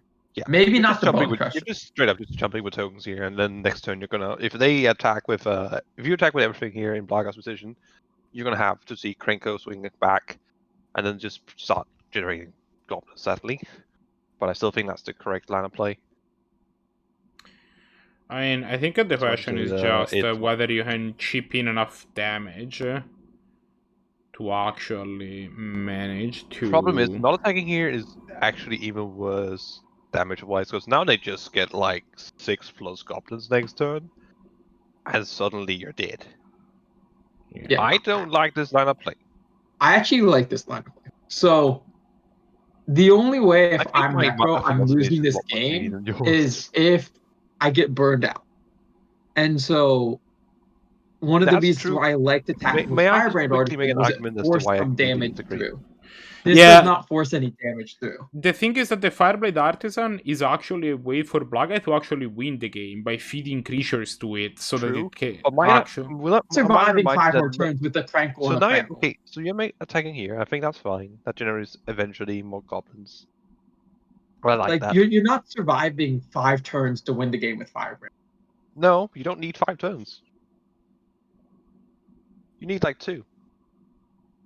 2 to 3. Activations of Crank when you won. No, like you were generating 6 or more.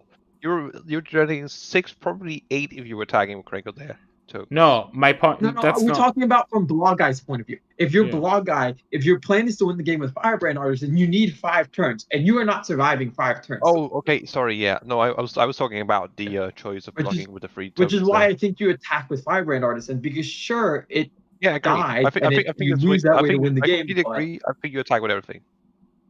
What I just didn't like was Necro's choice to block with free goblin tokens. I just figured it was better to untap. I like that line, though. I like that line of play because if you block with 1, then you go down to 7, and then I don't even think you block. Then but then you're down to only 3 turns of Firebrand Artisan. And you pretty much put lethal on board. You don't put lethal on board. I could see an argument for blocking with 1 to play around like Fire Blast. But like, I think just going, okay, untap with Cranko, play a couple goblins, now I have lethal on board. You have to top deck something. You're still giving your opponent like 2 turns. Because you're putting lethal on board. You do that either way though. Yeah, so why not do it the way that keeps you at a higher life total? Yeah. Admittedly, I wasn't certain what cards Necro had in hand, and they might not have any goblins. And I had completely forgotten that ability, and that part that you could just attack with Cranko to make a large board. That part does change my opinion a bit. I will admit.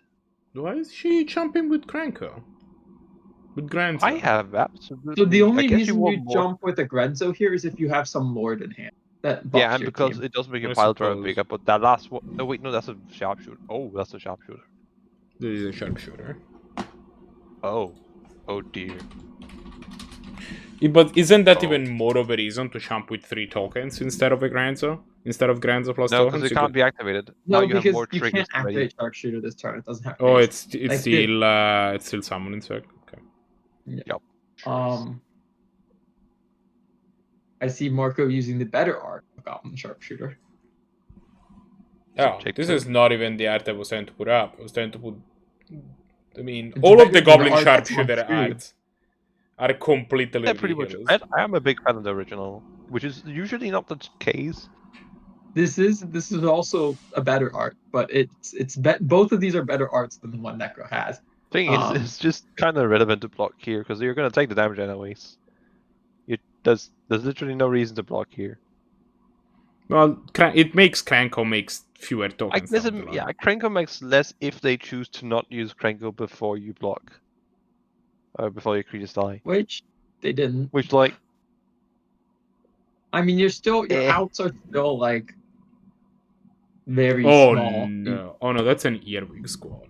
Okay, I thought it was a Any sack outlet here also Lieutenant.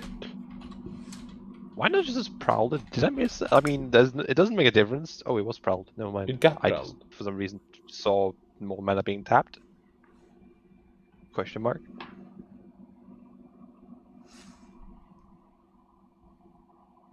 I will admit, I respect most of the interesting choices. Earwig squad Necropotence. basically means I don't think you can lose the game anymore. Yeah, I do agree on that. I also don't think Earwig squad should be in Necro's deck. I think the knuckle thing with Drake, I can't remember the full name of. I have a it's pretty counterpoint. If you're playing against Storm, you play an Earwig squad, and like they literally cannot win the game anymore. That's not necessarily true. It is true. 1 second, let me find my Storm list. Let me see how many ways I can win the game with. I would be shocked if there were 3 wins. If not more, incidental. 4 ways to win the game. Which are? Fire Eyes, Lightning Bolt, Brain Freeze, and Tendrils. Those are the 4 Lightning that... Bolt No. is a You stretch take to win the Tendrils, game. Brain Freeze, and the Underworld Breach. Sorry, what? You take Brainstorm, Tendrils, Underworld Breach. Okay, I can still win. How? Oh, you mean because I can't... Oh, you mean... Oh, no, I see. Okay, because I can't Underworld Breach? That's actually a good question. I could technically still make enough Storm, but I can't really... That is I would have to check. Because at that point, your win con is to make enough Storm, but you don't have a Storm payoff anymore. Yeah, true. Yeah, without the Underworld Breach, that is probably true. Like, Can we see Underworld the three Breach... cards that last out?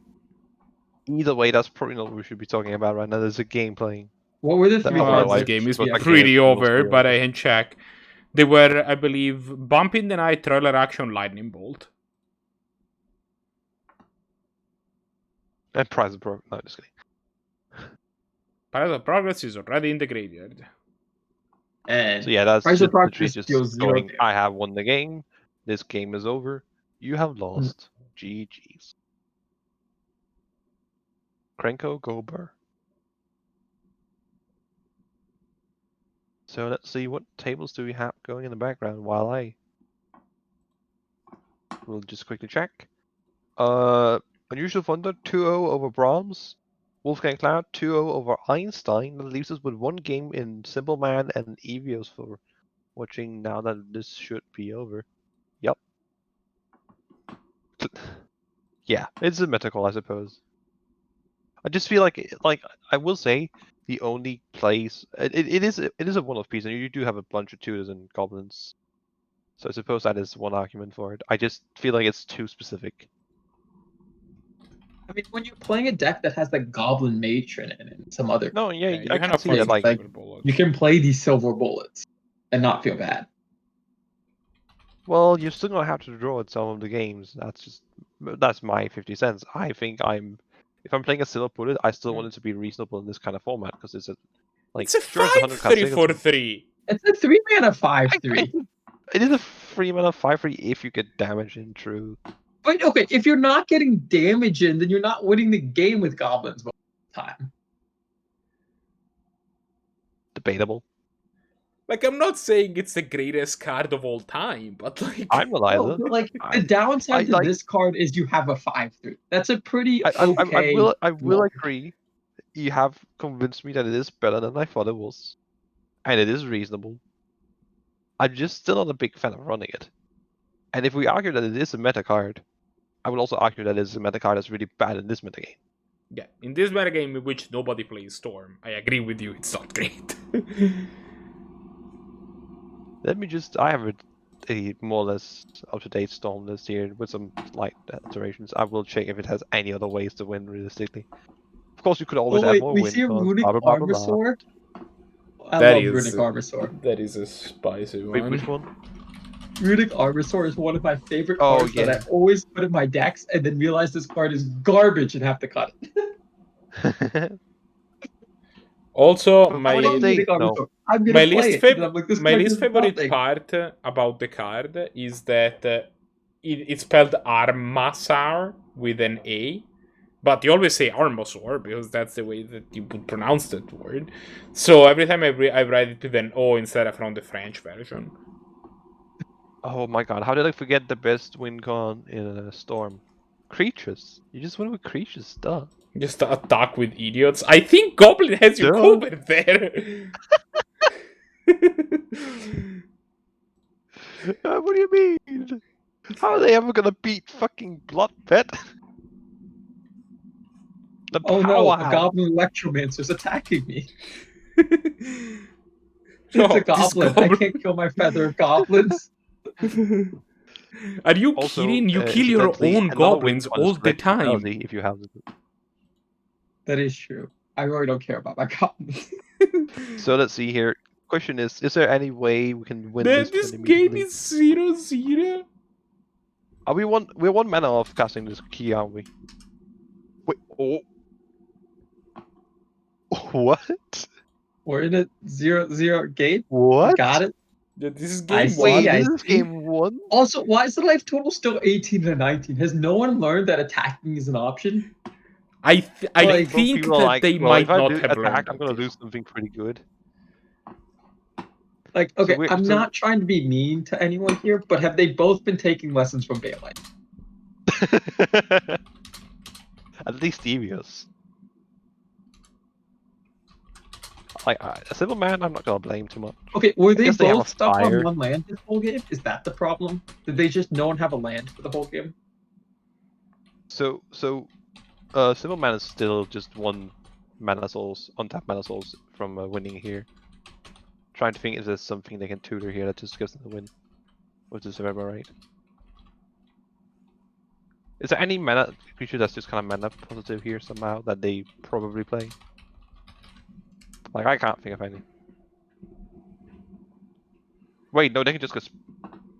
Can they get splints when here somehow? I No. mentioned this fact that it is possible to Can use they? your Wait, they can get splinter twin here, but they don't. Then they don't have the mana because that's still 5 mana because you would have had to get enlightened tutor. Oh, right, you can blink the splinter twin, the pessimite, throw the mana, but no, that doesn't do it either. I'm not seeing it. What do you? Wait. It's Sounds. times like these where you can spend a really long time trying to figure out if they do have lethal, or you could wait and see if they have lethal. The worst part about it is that this is still game 1, and we're gonna have to see them both trying to win with like. I 8 minutes left. did tell them that it is in fact possible to use the attack step to declare creatures as an attacker. I made sure to mention Well, that. Yeah. there's the win. Now we just cast KG and we just go burp.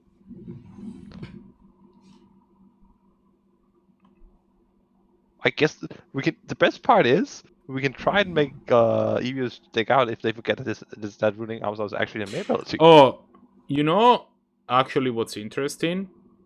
Every time that you tap Kiki-Jiki, Evios Yep. will draw a card. Yep. Well, they Question can is, draw a does card. Evios somehow play any way to I was thinking about maybe Force of Vigor, but Force of Vigor doesn't get them out of these, so probably not. But what is the Water Phyrexian, Pact doesn't Revoco get them name, out by the of way? this. What is the Phyrexian Revoco naming here, by the way? Phyrexian Revoker is naming Birthing Pod. Not the cardio one right now. That's for sure. Chose the wrong one there. Alas. Although there is an Latin to the graveyard, so maybe not. Popcorn. What is the... Yeah, and that's gonna be game 1, baby. What is the one. green card from the Force of Will cycle do?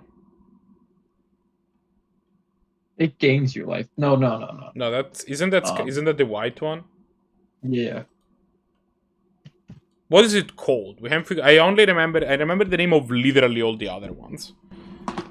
The name what? The name of the green card from the Force of Will cycle. The Force of Will cycle is Force of Will, Contagion, Pyrokinesis. Bounty of the Hunt. I think it's... Oh, Bounty of the Hunt. Correct. Correct, yeah. You're right. I think I was actually thinking of a different card now that I think about it. Was I? Wait. It's the one with the elk, isn't it? An arc. It does have an elk. Yes, this one has an elk with the heart. Oh, you get you may 3 remove a +1/+1 green card counter. from your hand from the game rather than pay its cost until end of turn. Target creature gets +1/+1. Target creature gets +1/+1, and target creature gets +1/+1. Actually, it's even better than that. It actually puts 3+1/+1 counters. Yeah, you distribute 3 +1/+1 counters, but then you remove them at the end of turn. Among 1, 2, or 3 target creatures. Yeah. And then you remove 1 +1/+1 counter from that creature in the next cleanup step for each counter put on it this way.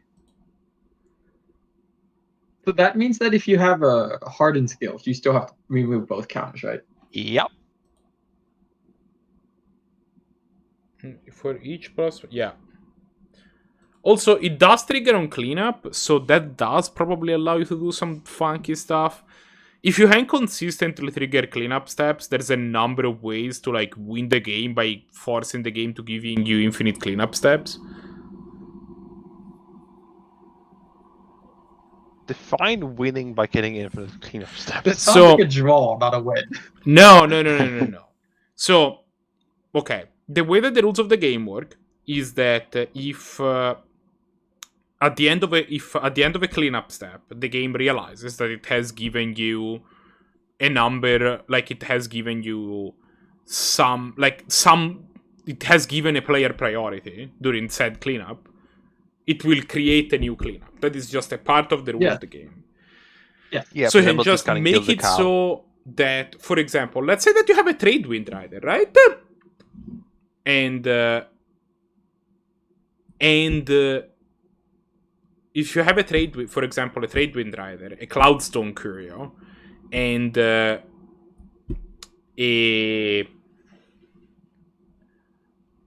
I'm actually just going to interrupt you here for a second. Firstly, we can't see the entirety of Cymbalman's hand. 2, might as well change the names and deck list. Right, yeah, sorry, I forgot to do that. And lastly, I'm not sure, did Blahguy... Those are in the Cymbalman Mulligan? Yeah, Cymbalman mold, I believe, 5 or 6. I think that's Recruiter the Guard to the left there. He is a Recruiter of the Guard. If I can actually recognize cards on that little art, Jesus Christ. What is wrong with me as a human being? That was sarcastic. Nothing's wrong with me. We are gonna see questing beast from the other side, though. Sure are. Basically, what you can do is you can have a Baskin Root Wall in play, 8 cards in hand, and the Cloudstone Curio in play. And what you can do is you go to cleanup, you discard the card to hand size, you put a but the card is a Baskin Root Wall, so Madness triggers, and then use the Cloudstone Curio to return the other Baskin Root Wall, so you still have 8 cards in hand. So in the cleanup step, you will be forced to discard cards again. You can discard the same Baskin Root Wall, and therefore therefore use the Cloudstone Curio to get the other Baskin Root Wall back in hand. And from that point of view, you have like a number of ways to win, right? You can use like Pandemonium Do you not have insufficient on taps? Like, I guess Raise the Alarm does that.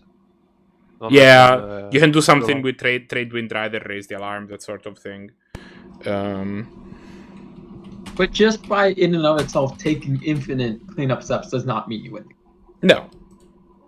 You need to have some way to actually win the game while taking that infinite. Yeah, the same way that the if you can only take infinite cleanup steps, then it is a draw. Like for example, if you have this where you can keep discarding a basket,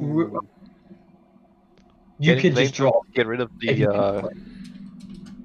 That's quite because nice. the game would be a draw, right? Well, no, because it's a draw where you have agency. This is actually going to be game. So this is actually Cymbalman is actually going to win this game.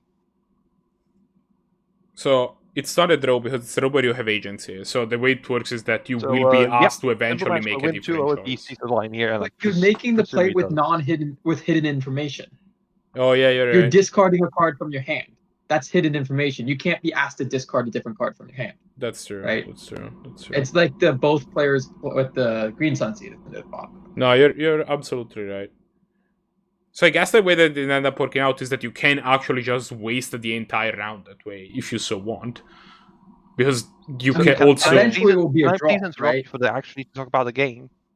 The game's over. You said so. Yeah. I just want to explain why it's over because we're gonna get both Kiki and some sort of on-site creature here, and then yes, I think you know the trend at this point. Make an infinite amount of tokens. I just figured we should probably respect the game instead of just ignoring it. At least, like, talk about what happened here a little bit. I don't know, man. We were talking about infinite cleanup steps. I mean, true. But, like, I think we already concluded that. Yeah, that's neat, but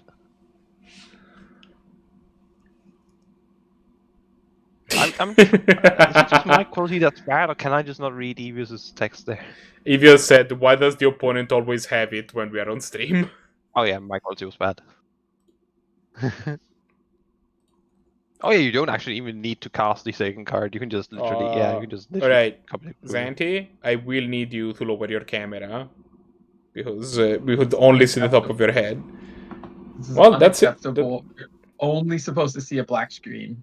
That is only what you're allowed to see. That's it for now. That's it for the tournament, actually. Yeah, congratulations to Necropotence, aka Necro, for going 4-0 as our only 4-0 this evening. And thank you to everyone else as well for participating today. It was a blast. We had a bunch of different magic. We saw some people we haven't seen before. Necro beating Bailite with Goblins, apparently. Coming in, having not realized the tournament had started, and just been like, you know what, I'm just going to play today, half an hour before the tournament. Jumps in, 4-0s, easy peasy. Not even a cheesy. What did that even mean? Yeah. I think we should just go through the usuals. If you're interested in a Canadian Highlander, we have a Discord. It is not ours, but we do have a Discord where we talk about everything Canadian Highlander. If you want to know more about our tournaments, we also have a website where you can check that out. And if you want to join our next event, we likewise have a link to our MGG Melee page where you can sign up for the next event. And we would appreciate it if you do sign up before an hour before the tournament starts, you know. If possible, of course. If you don't know if you're going to be able to play, of course, you can sign up at the last minute. But we do have sometimes like today where we didn't know how many players we were going to be or if we were going to be able to host it. So if we were going to have enough players. And if you sign up earlier, that will help us know if we can, and we'll have it as tournament. Yeah, we can't force you, obviously, but it just makes our life a little easier. With that said... And lastly... Sorry, go ahead. Twitch Prime. We mentioned it before, we'll mention it again. If you want to support us, a subscription is the best way to do so. Because that allows us to get more prices, to get more, even further down the line, perhaps buy some more advanced equipment for Red Mage so he can have his own screen and not sharing with others. So he can have a better setup and we can just improve quality overall. I have a screen, like I just need to actually get it. As well. Everything goes towards the stream. We're not trying to make a profit off of this. Most, like I said, it might be some gadgets or some software that can allow the improvement of stream quality. And yeah, if you have a Twitch Prime, we would love it for you to send it towards us, but do send it towards someone. It is just free value. You get to not get any commercials, you get some free emails, you get to support whoever you give it to. It's just great. With that said, we're gonna be rating Serge Jaeger. So go let's give go. him some let's go give him some powerful magic.